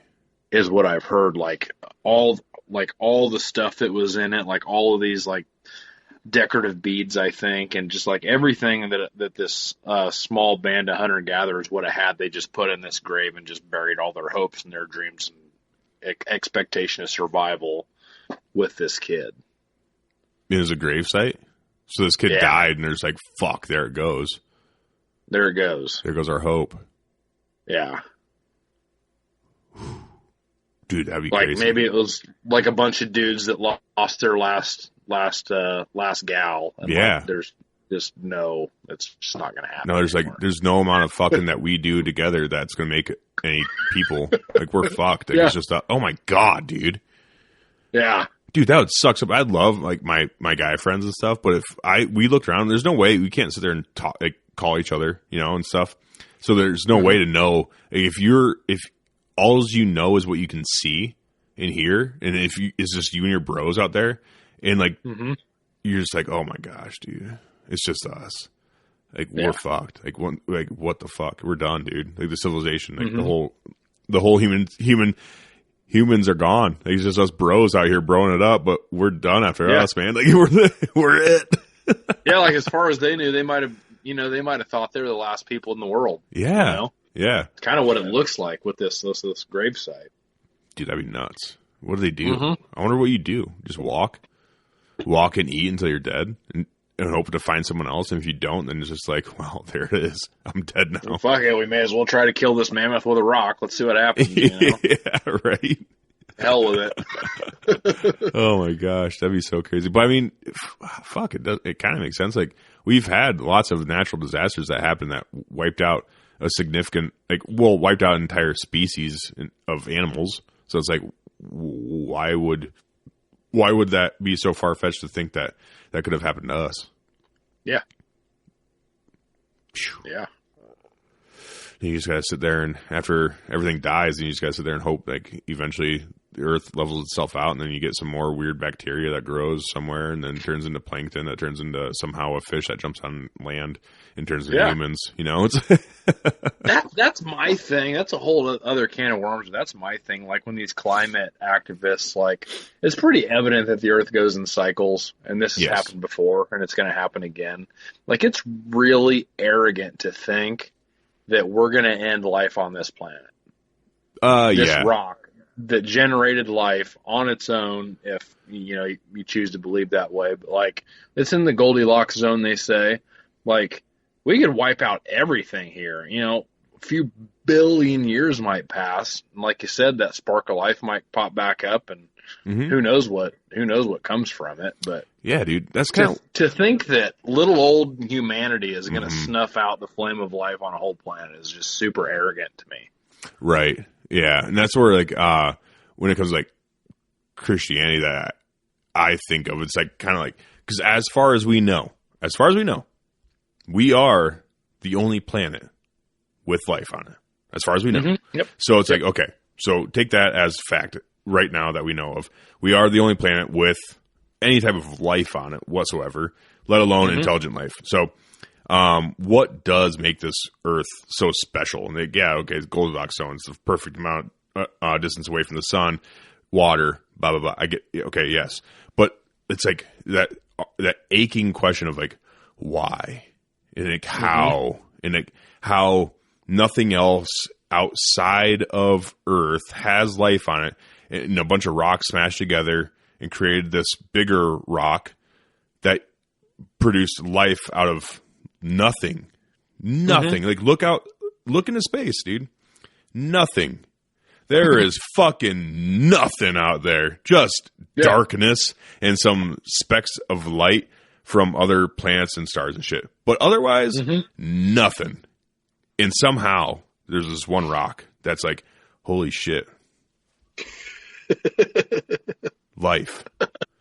Out of nothing. Like, I can't express that enough. Like, literally no things. Nothing else. It's nuts. It's so crazy to think about. And like that's where I start thinking, like, well, it's like, why? Like, there's got to be a why, right? And if there is no why, then it's like, what the fuck's the point? Like, yeah. But I truly do believe that we are different than all the other animals on Earth because we were created in our Creator's image, and we were meant to be the stewards of this special thing that was created out of nothing. So it's like we are supposed to be in charge of this whole planet, and it is up to us to make it good or bad, but we are not the end all be all. Like we got here through time and adaptation and all that stuff. It's like, yeah, for us, if we just got wiped out, like what would come up after that? Because there is life here already. So we get wiped out. No life whatsoever on Earth. Let's say factory reset. Now there's no life. Something else will pop up eventually. It kind of makes you wonder like what that thing would be. Yeah. We wouldn't ever know because we're all dead. But, it's kind of one of those things to think about. Weird. And it makes you like, I don't know, just all that stuff is so wild for me to think. Like I think about that shit and I look in the sky, I'm like, and I get like anxiety. I'm like, oh fuck, dude. Like, oh my God, dude, we are just out here in the middle of nothing. Like, oh my God, this is nuts. You look up into the abyss. Yeah. Yeah. Freaks me out, man. It does freak me out just a little bit. That's why I like hunting so much. Cause I'm like, dude, just kind of brings me back to Earth. Yeah. It brings back to what got us here a little bit, It's like, granted, we're doing it in very modern ways, like shooting guns and bows with arrows with like pulleys and cables and all sorts of other shit on. It's like, yeah. But even with all that, it's still like, it's the most real thing we do, I feel like. I do too. Yeah, for sure. It's the most real thing. Like you get out there and you get a taste, just get you get a little bit of a taste of what it was like. So it's so hard to get out there and hunt with all the technology that we do have and get on these animals and do what we want to do. It's like, it's still a task. And now imagine if it's like, it just gives you a little bit of a taste knowing that if you want to, you can still get in your, combustible engine vehicle and go to In-N-Out or fucking Jack in the Box and eat something, It's like, but yeah, I don't know. It's so yeah. Next time you go out and hunt, just imagine you don't have a refrigerator and you don't have a freezer and what that looks like, and this deer or whatever is going to get you just so far, and then you've got to do it again. Yeah. And again, and again, and again, and again. That's life. That's crazy to think about. That is crazy to think about. I just think about how much I eat right now. Like I wake up in the morning, I go to the gym, I come back and I eat, fucking 10 eggs. And then I go and I go to work and I come back and I eat like a pound of meat or something like that. It's like I eat a lot of food. And now just imagine like, having to go out and I killed this animal. Now I can feast. And then you feast. And then it's like, the next day you wake up. Now I'm hungry again. Mm-hmm. Shit. Now I gotta run and go find another thing to kill. Which, I mean, at the same time, it's not like you got anything else to do. Like that's your jam. That's your thing. That's life. Yeah, it's true. That next meal is life. Mm-hmm. But then you think about it too, like we're going around in circles now a little bit, but it's like kind of the same thing where it's like now once you get that task, that never ending task figured out and you get it, kind of, what am I trying to say here? Not commercialized because back then it wasn't really commercialized. Proficient. There you go. And then you're able to task people, be like, hey, you, and you cultivate the land, create the grain. We're you, and you go hunt. You, and you berries, foraging. Us up here, we're way smarter than these fucking guys. So we're gonna think. We're going to talk. We're going to find the useless people in the tribe and sacrifice them to the sun. Yeah, we're going to talk. Like, how can we make this life better? Well, there's this guy that I feel like we all know, and he really wants to see this person dead on an altar. Let's do that and see if we can get some rain coming, It's like, let's see if we can get some rain coming for some more grain. But it's going to come at a cost, and it's this kid. We gotta kill this kid. We gotta kill this fucking kid to get some rain. Like everyone's like, hell yeah, dude, we do gotta do that. Then it doesn't work. It's like, God, we didn't kill enough of them. We gotta kill these. Kill the guy who came up with that idea. We gotta kill 2 people. Yeah, one wasn't 10,000 people left. There's only 10,000 people. How many more people can we sacrifice? Well, 10,000 minus 14. Well, eventually we're going to run out of people. We really need some rain, though. Oh, jeez. But honestly, that's how you progress. Not the sacrificing. That stuff. That's not progression. That's regression. That's going backwards. Yeah. But like getting enough of your daily tasks, basically to not worry about them, is how like civilization had to, right? I mean, that's how it began. Yeah. That's how civilization started. Mm-hmm. So, well, fuck, that's deep, dude. Let's talk about that's a rabbit hole. Yeah, it is. I think about that stuff quite frequently, but then it just stays in my head, and then I haven't really had anyone to really just dump it on yet. So thanks. Yeah, no problem. But what I'm here for. We're at like an hour and a half already. Are we really? Yeah. You want to talk about shooting a deer? Yeah, let's do that. So a big reason why I wanted you on the podcast is because you had a pretty successful season this last year. Yes, I did. Deer hunting, whitetail deer hunting. I guess I didn't hear the story fully because I'm kind of pulling a curtain a little bit. I'm like, I want to hear it in person, but it just took a long time. So this was back in December, wasn't it? Gun season would have been like right around the middle of the month. Oh, okay, that's right. I forgot Illinois' gun season comes in pretty early. Yeah. So the funny thing is sometimes like when the wind's blowing really hard, I don't feel like going and swaying back and forth in a tree. We've got a couple of pretty big cow pastures that tend to hold some deer. And so I'll go out with a whipping wind straight out of the west. It's really conducive to just being able to walk across the wind and kind of spot and stalk, which is never very successful, but it's a hell of a lot of fun. Yeah, it is. So, the wind's blowing like 40 miles an hour sustained, and the leaves are rustling, all this stuff. At this time of year, there's still quite a few leaves on the trees. Tons, the honeysuckle's all leafed out, all that stuff. So I'm out there creeping around trying to see what I can sneak up on. In the last few years, it hasn't been real productive. I've seen some deer out there, seen some good bucks, but I've never gotten close to one. Well, this past fall, I jumped down in the creek and I walked the creek, and I picked an easy place to get up, and I walked up the bank, and there smack in front of me is this nice 10-point buck. And I was guessing, 150s, good deer, that I just shit the bed on. He gets up, disappears into the honeysuckle, and I think he's, probably out of my life. So I watched where he went, and I made this game plan. I was like, you know what I'm going to do? It's two big fingers running north-south in our pastures. And so what I did was I just ran around basically downwind to come up on the finger that he was running towards.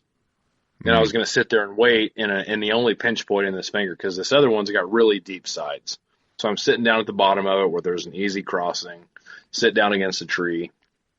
And the cattle that are out here are basically wild. And so there's a couple of bulls that are walking through this pinch. They're coming to the pinch, like right at me where I'm sitting on the ground.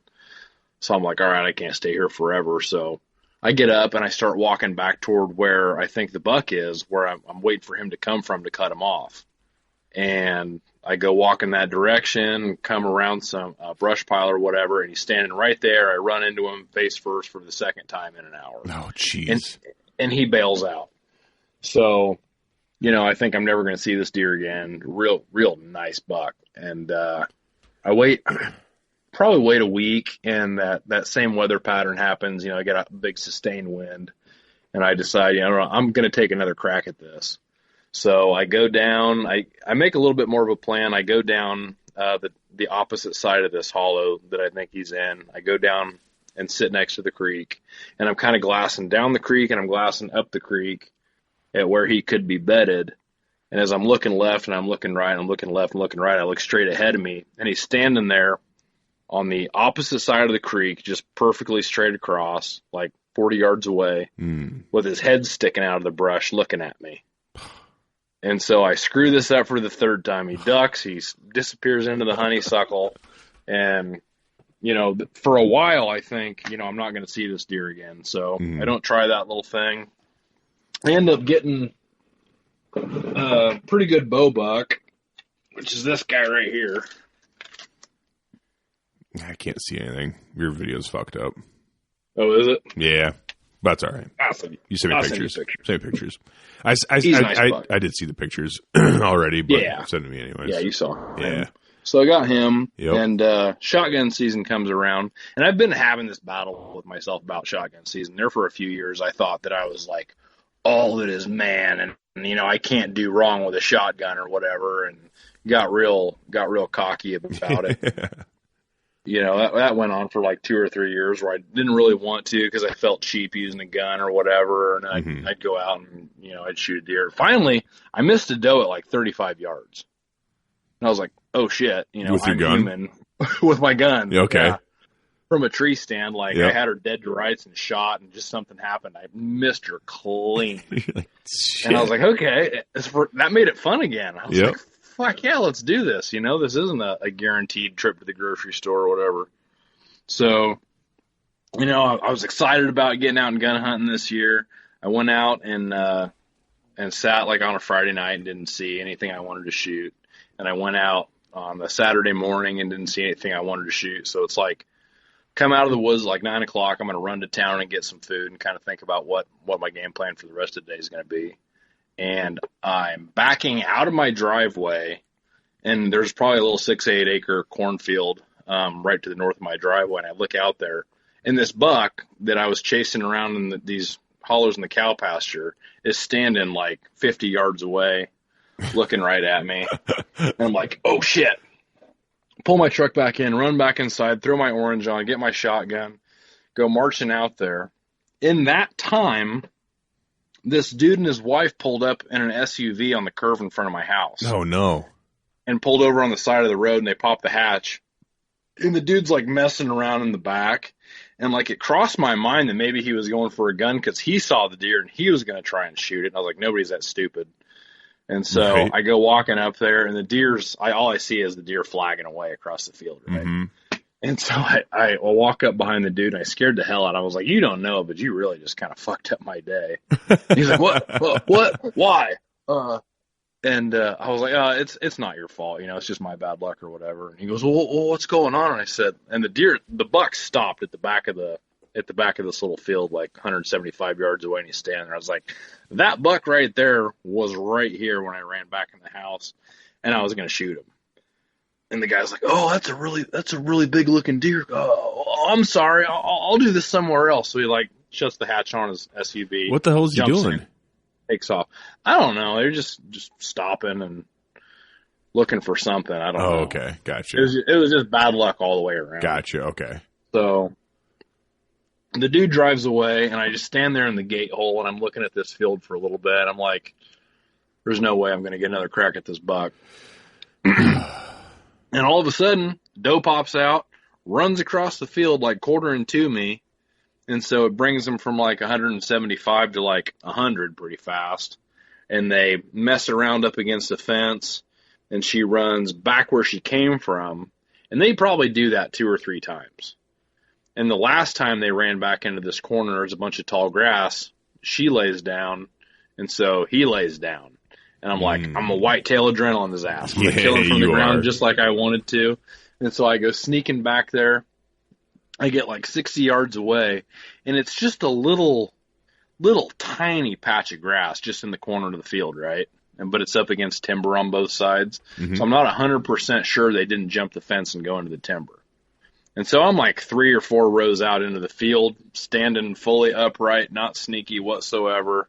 And this doe comes squirting out of the grass and stands there and looks around. And I'm like, oh shit, he's going to do the exact same thing. And so I pick up my gun, and I look through the scope, and this buck is he's locked onto me. He's looking right at me, antlers pointing at me, ears up. And I'm thinking I'm busted. So he kind of looks over at the doe, and then he stands up and just walks out after the doe. And I was like, oh, there's no way this is happening. So I hurry up, I drop down to one knee, and I'm thinking the whole time, as I'm dropping down, he's going to see me. He's going to bolt. This isn't going to work. Every second in my head, I'm like, something's going to happen. This isn't going to work. This isn't going to fly. This isn't going to work. That's what's going through my head. Mm-hmm. And then I start thinking, oh shit, this is going to happen. Squeeze the trigger. Don't punch the trigger. Settle the crosshair. Squeeze. And what do? Basically, as soon as my elbow hits my knee and I get that crosshair on him, I just punch that trigger. And full disclosure, I missed him the first time. Oh, no shit. Just clean missed him. Of course, he doesn't know what happened. He kind of looks around for a second and then zeroes back in on that doe. And I'm like, okay, fuckhead, lock it up. And I'm like, okay, settle the crosshairs. Let it sit there for a second. Squeeze the trigger.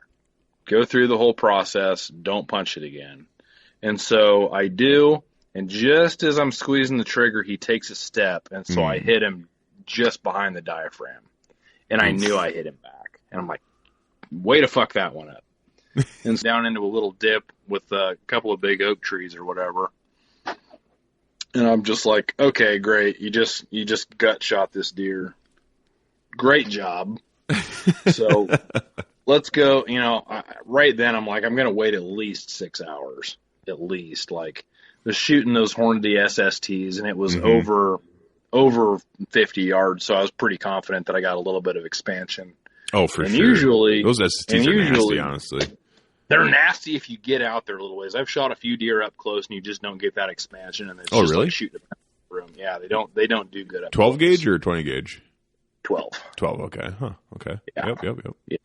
You get way too much penetration. There's no energy transfer. It just hasn't been good for me in close. But the range he was at, I was confident. You heard it, whack him. Yeah. So I knew I put a solid hit on him, just not where I wanted to.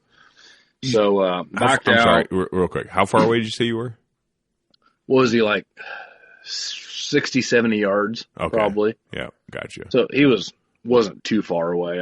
I felt good about the shot. I knew I missed him, but I knew I was going to hit him. But with a 12 gauge, like it's honestly, it's slowing down pretty decently. So like that's a good distance with the 12 gauge stroke. I feel like that's kind of your optimal distance, I think. Yeah. Mm-hmm. Well, I got a funny story, a funny aside. I took my dad hunting. He had a stroke about 11 years ago, and he wanted to go out shotgun hunting. So I picked a spot, and I knew the does were coming out like 15 minutes before dark in this one spot. So I was like, all right, you want to get here at like 4:30? We'll go out and we'll sit in the blind. And he's like, no, it's gun season. Let's just, get out there at like 9 o'clock in the morning and just sit all day.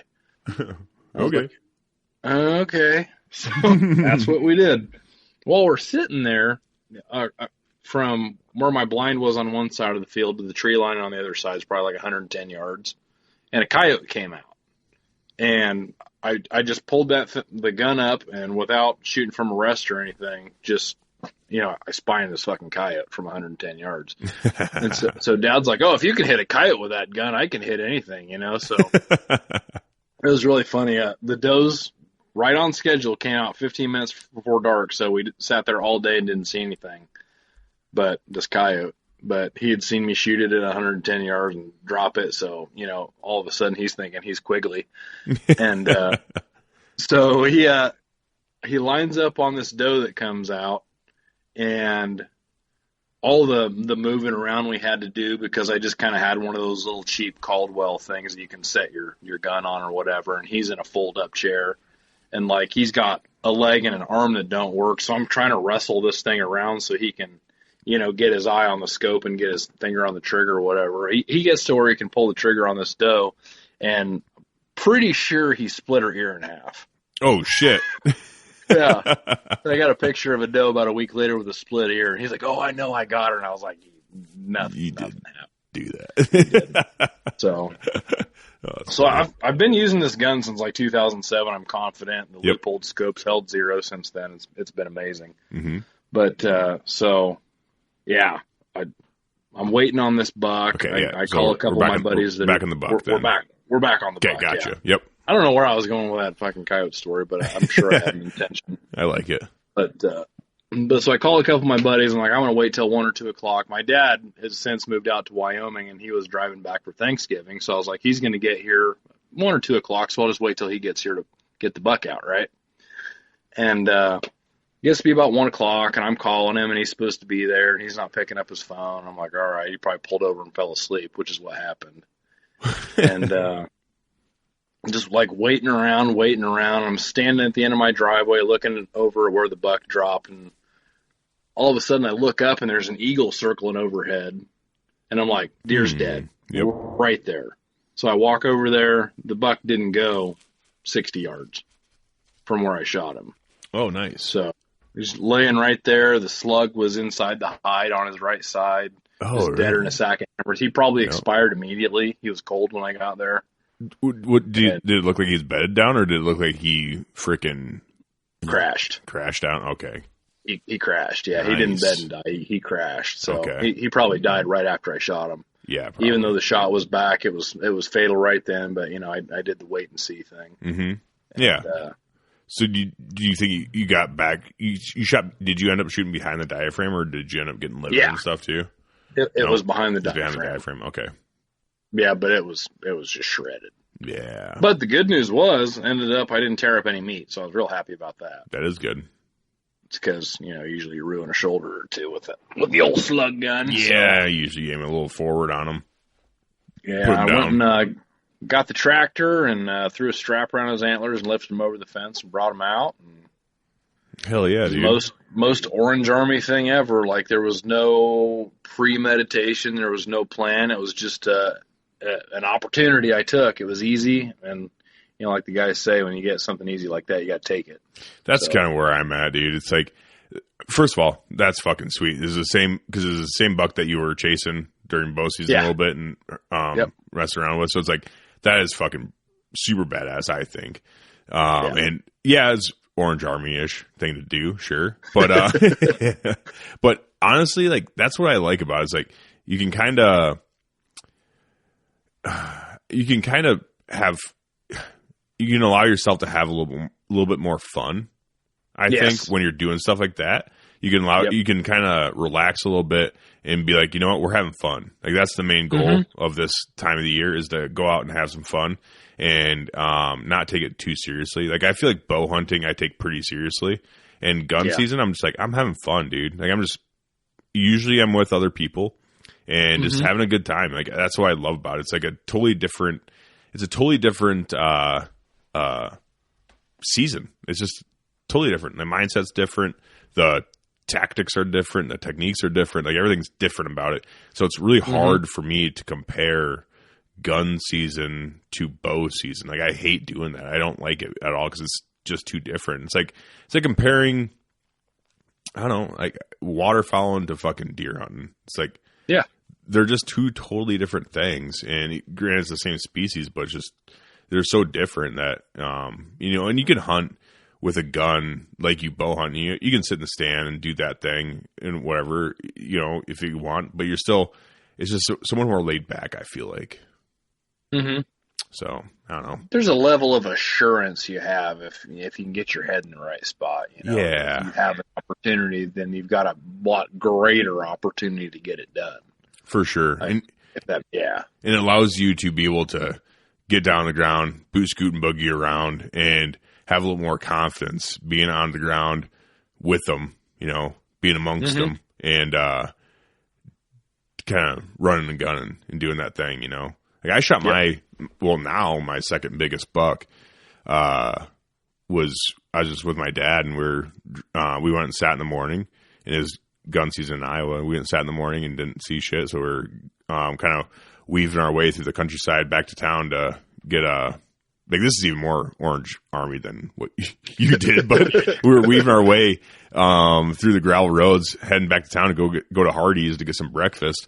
And we were driving through, and we seen some dudes pushing like a woodlot area, and we seen a bunch of deer run out. And my dad looked over, he's like, "Oh, that's a buck. It is a nice buck." So we floored it and fucking went flying down this gravel road. My dad slammed on the brakes. He's like, get out, run down that fence line, sit down. I'm going to go over here. I'm like, okay. So I did that, ran out there, and as I was running through the field, I was loading my shotgun, and I sit down on this fence line. I'm sitting there waiting, and I see my dad fly down the road a little bit, park on, and run out to this other fence line, and then this buck popped up, and he was like, we stepped him off, and it was 132 yards. And from my dad's perspective, from where he was at, it looked a lot closer. Yep. And I was sitting there looking at this buck, and it was just standing there, and fucking, I hear my dad yell, shoot him! I'm like, oh. So I look at him like, this is pretty far away, so I aim a little high and squeeze it off, and I ended up shooting him right through the heart and killed him. But I'm like, but it's that kind of stuff, like those opportunities where you just kind of got to get in there and get after it and kind of take those chances that because if we would have been driving down the road and seen that deer and it was bow season, it's like, shit, like he's running through the field. Like there's no way we can do this, But when you have a gun, it's like, we can make this happen. Like you said. And the same with your buck there. It's like, you saw him, you already screwed him up once that day. So you get on him again and you're like, but you had that confidence to get on him again and be like, we can make this happen, dude. I got the equalizer in my hands here, Yep. That is awesome though. He's a beautiful deer too. He is a really nice deer. So do you run trail cameras and stuff pretty heavy where you're at? I used to a lot. I used to have like between 6 and 10 going for probably most of the last 10 years, but the last couple, I've run a couple of cell cams, and that's it. And mostly just to take inventory early season to see who comes back. Oh, sure. I'm not counting on those a lot for like intel on where or how to kill a deer. They're just in high traffic spots to see what's walking through. Gotcha. Yep.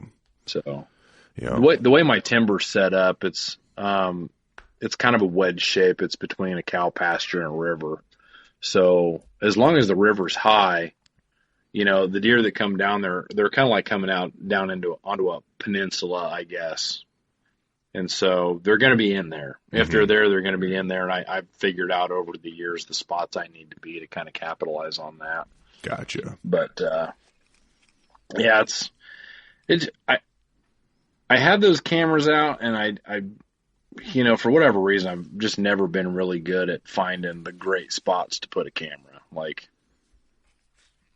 for whatever reason, like I'll second guess myself and think I need to put it here, and it's not in a spot where I'm able to capitalize on anything. It's not anywhere near somewhere I want to put a stand. It's just like, panic, hang it up and set it. That sort of thing. So yeah, just kind of poop it out there somewhere and hope something walks by it.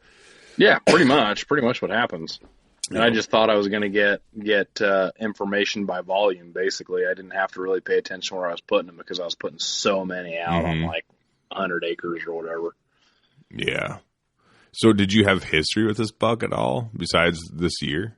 Or not that I know of. There's so many running around, like until they start getting some size to them and getting maybe some character to them. Like there's so many 8s and 10s running around here that all kind of look the same if you're not really paying attention close. Dude, and that's the thing. It's so I maybe it's my inexperience, I guess, in the trail camera game. I was like, until they get to be a certain size, it's like, that's a deer. That's a buck. That's a deer. That's a 8-point buck. I don't know what to tell you. No way I could tell you that what he would be, or if I saw him next year, I'd be like, I don't know. It was one of them.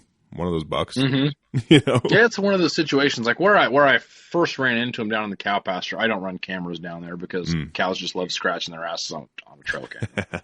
It's just all there is to it. They'll just smash it to pieces. Yeah. So there was a little bit of mystery there. That's kind of what's fun about doing those windy walks, going and seeing what's down there, because I just don't know. Yeah. And I go in with the intention of trying to stick a doe. So running into that buck was a little bit of a bonus in itself, but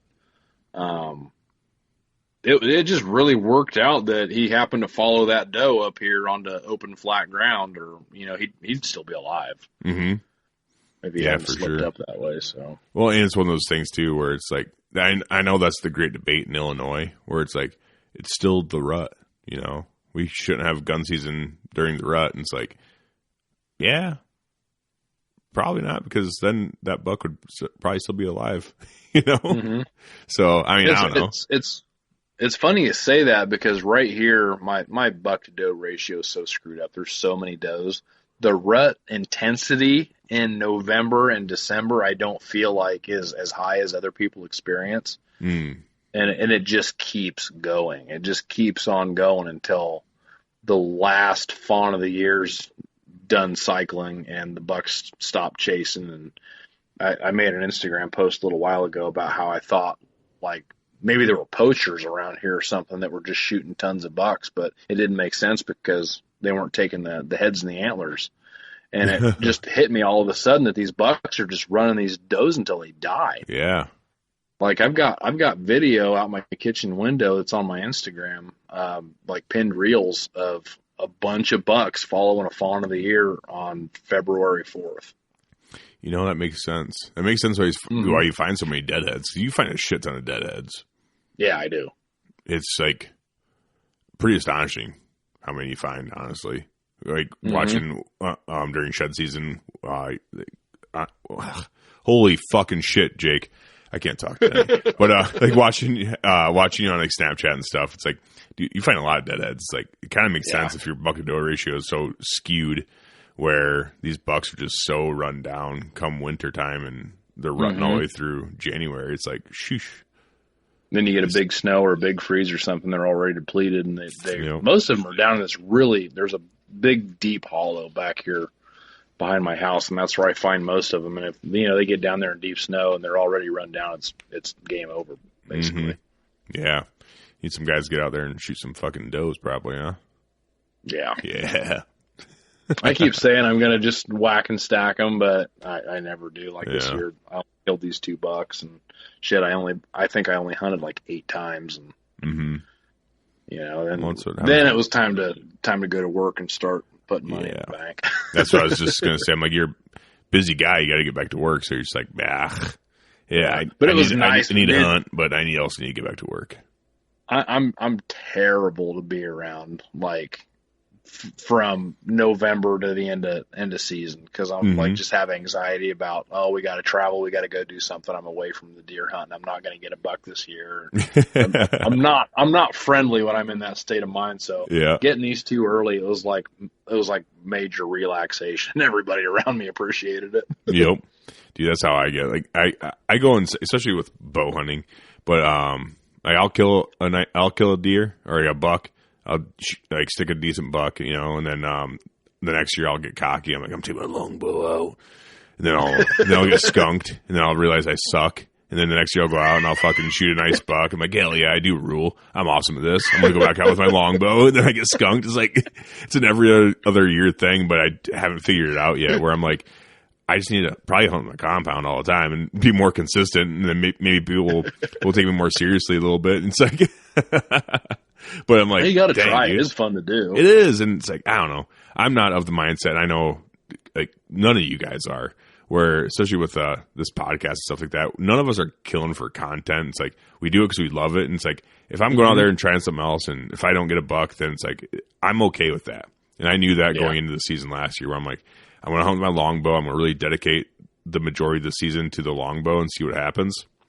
Because I'm like, I'll just be okay with not shooting one this year. If I can, as long as I get plenty of does, then I'll be okay with that. And I ended up shooting a shit ton of does, so it's okay that I, didn't get a buck. But I'm like, as long as I get enough meat, then I'll be okay with not shooting a buck. And I did, and I didn't shoot a buck, and I'm like, I'm okay with that. Like, I'm not mad about it whatsoever. It was a fun experience. I had a lot of interactions and a lot of encounters that were just out of range, but it was like, damn, dude, that was cool. It's cool to push yourself and kind of push the limits a little bit on that kind of stuff. But sure. Like, it's not. This isn't my full-time job, like, and for one thing, and even if it was, I still wouldn't do that. It's like I wouldn't just go out there shooting shit to put it on the internet. Like, that's just not my. I guess not my. It's not a thing that interests me. What interests me is like actually getting out there and the hunt itself, no matter what it is, and whatever goals I put on myself.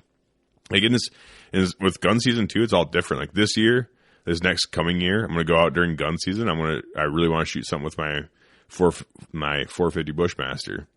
Mm-hmm. It's like, I really want to get a deer or two with that thing, and that'd be cool. Like, that's my goal, kind of one of my goals. And next year, I might get crazy and get a handgun. You know, it's like, that's what's so cool about it. It's like, you can make all these own personal little goals and kind of stick to them. And my goal is never a size of a deer, just because, I don't know, then I'll just go crazy. Yeah, you start getting hung up on that stuff. Like, I don't know how those guys do it. How those guys that kill a giant every year. You know, it seems like it's their life. You know. Yeah, it is.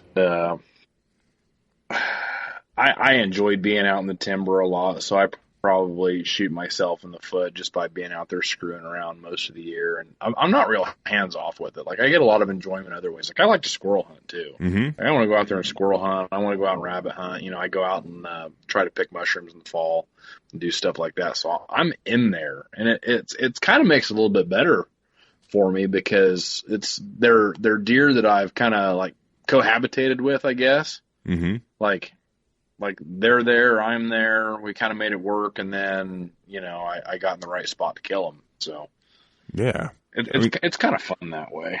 I think so. You're learning your property, you're learning everything. It's just, I don't know. I think that's a lot of fun. That's why me personally, it's like, you know, I really want to get my own land someday, just because that'd be that's the American dream, right? Well, American hunter's dream, at least.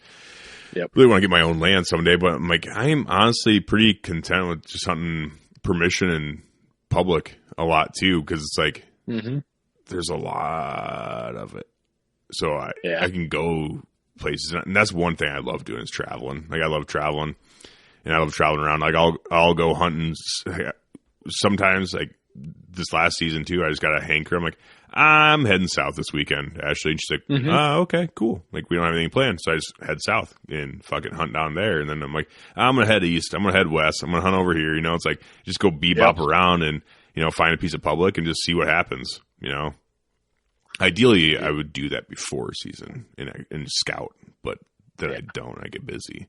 But, you know, so I just go in and try figuring it out. And then that's probably another reason why I'm not so successful either, because I'm not sticking to just one spot and learning it. But hey, it's fun and everything's new. Like, and I envy you being in Iowa, because there's not shit for public land around here unless you're a waterfowler. Yeah, well, that's the thing. So around where I'm at, there ain't shit, but I'm utilizing a good amount of public within, you know, an hour of me. So that's good. So it's not too far, but the majority of the good hunting in the public is like, we're talking, you know, 2, 3, 4 hours away, and it is what it is, you know. But I've heard that about Illinois. It's like, and even the public that you guys do have, because I don't know if you guys have less public than we do in Iowa, because we don't have very much public, but the public that we do have in Iowa is pretty high quality, I would say. Yeah, it's pretty fucking good, and a lot of it's managed specifically for deer and turkey. So it's like, it's very high quality public land that we have in Iowa. There's just not a shit ton of it when you talk acres. Yeah. So I don't know if Illinois has more or less, or what the quality is for public land in Illinois, but I've heard a lot of complaints. Yeah, I think it's less, just from what I know about, at least in the central part of the state. Like, Shawnee National Forest is down there. And that's an enormous chunk of ground, but that's 6-7 hours away from me. Goof. That's a ways down there, man. Illinois is a long state. It is a long state. So, but around here, it's like, might be a 200-acre chunk and a 100-acre chunk and a 300-acre chunk. Like, and there's guys in there. And they take ownership of some areas. Like, I used to work at a farm store over in Macomb, and like, there was like Argyle State Park over there, and like there's a couple of city parks where people hunted, and like nobody wanted to hunt out there because the word on the street was the locals were just crazy possessive, and they were not afraid to run you out and ruin everybody's hunt. No just shit. For the sake of getting you the fuck out of there. Yeah. Jeez. Like, just horror story after horror story of like guys that were going to college the same time I was, being like, I'll never do that again, you know? Really? And I've heard that it's changed a little bit, but I don't know that for a fact. But some of the stuff that I heard just makes me not want to mess with that. ever. Well, what's the point? What's the fucking point in that? All the years I've been hunting public, it seems like whenever I get out there and I talk to people, they're fucking nice. Like a lot of them are super, super easy to talk to, and like they're really honestly open about what they're doing and where they're at. 'Cause in my opinion, it's like I'm kind of the same way. Where it's like if I tell you where I'm at, like be pretty specific. I'm not going to tell you which tree I'm sitting in, but Yeah. I'm going to be like, yeah, I'm right over here. Because then if you know that I'm there, then you're going to do the respectful thing and not go there. You know, you can hunt around me, I guess, if you want to, but just don't go. Yep. There's a couple 100-yard buffer between people. I'd like to hope that people have that same respect, you know, and for the most part they do, where it's like, yeah, I'm hunting right over here, you know, fucking, okay, cool, man, good luck to you. Yeah, good luck to you. Yeah. It's pretty cool, but I don't know, I haven't ran into a whole lot of crazy people. There was a guy in was it Wisconsin or might have been Minnesota. I think it was Wisconsin. He was hunting and he fucking got shot out of his tree stand by some angry dude. Yeah. Did you hear about that a few years back? I heard about that in Minnesota a long Maybe it was time Minnesota. ago. It might have been Minnesota. It was a while back. That was when I was in high school. There's like a Hmong population up there, and like they're not used to, you know, people in the woods with guns being friendly. So I guess when this dude came up with a dude with a gun and the guy was like combative about him being there, he just shot him. Yeah. Because that's what you do in Southeast Asia when another guy has a gun and he's yelling at you. Yeah, well, I guess you're dead now. So, yeah, no, that is the exact same story that I heard. It's nuts, dude. Yeah. Don't want to do cultural differences, I guess. Yeah, I guess. I'm not big on like being like, you know, you come to my country, you act like us. All right, you dirty fucking immigrant. Like I'm not like that. Like I'm like, hey, you know, keep your cultural, you know, diversity. Each other. But there's certain things that we don't do here. You know, it's like, come on, we shoot each other at tree stands. That's one for sure. Rape, that's a whole other thing. We don't rape each other. We try not to, at least. You know, it's like we don't like that. It's not good. Society doesn't approve of that stuff. And there's certain other things where it's like, you know, or beheadings. We don't like to do that. We don't burn people at stake anymore. So it's like there's certain things that like if that's what you do in your country, just leave it there. Yeah, basically just chill the fuck out. Calm down, out, dude. Be happy. Yeah, be happy to be here. We got McDonald's and shit, dude. It's good. Like it's fine. It's good. You know? It's good. Calm down. It's a good thing. We got a good thing going here. Don't fuck it up. Yeah. Oh shit. Man. But well, we're fucking a little over 2 hours, so I guess this is probably a good time to cut it, I think. Yeah. Do you have anything else you want to leave us with? Any departing words of wisdom, good sir? No. Fuck it's been a blast. It's been fun. Thanks for having me on, man. No, thanks for coming on, man. This has been a good time. I know we've talked about it quite a bit, and I was giving you a little shit earlier, but it's like we both live fairly busy lives, and it's nice when we can find the time to sit down and talk. It's been a good time, man. I appreciate it. Yeah. I just don't like want to be like the needy girlfriend and like chase after people and bug people. Like I know you're busy and I'm busy. And it's like I knew it would happen eventually. So yeah, right. I'm just terrible at scheduling shit. So finally you're like, hey, quit being a cool guy and like let's do this. Yeah, all right. Send me a text. Okay. No, it was good. Well, definitely have to do this again sometime, dude. It'd be for sure. Fun. Anytime. Obviously, we're not going to probably leave each other's lives anytime real soon. So hope not. Should have plenty of time. But all right, buddy. Well, you take her easy. Thanks for listening, guys.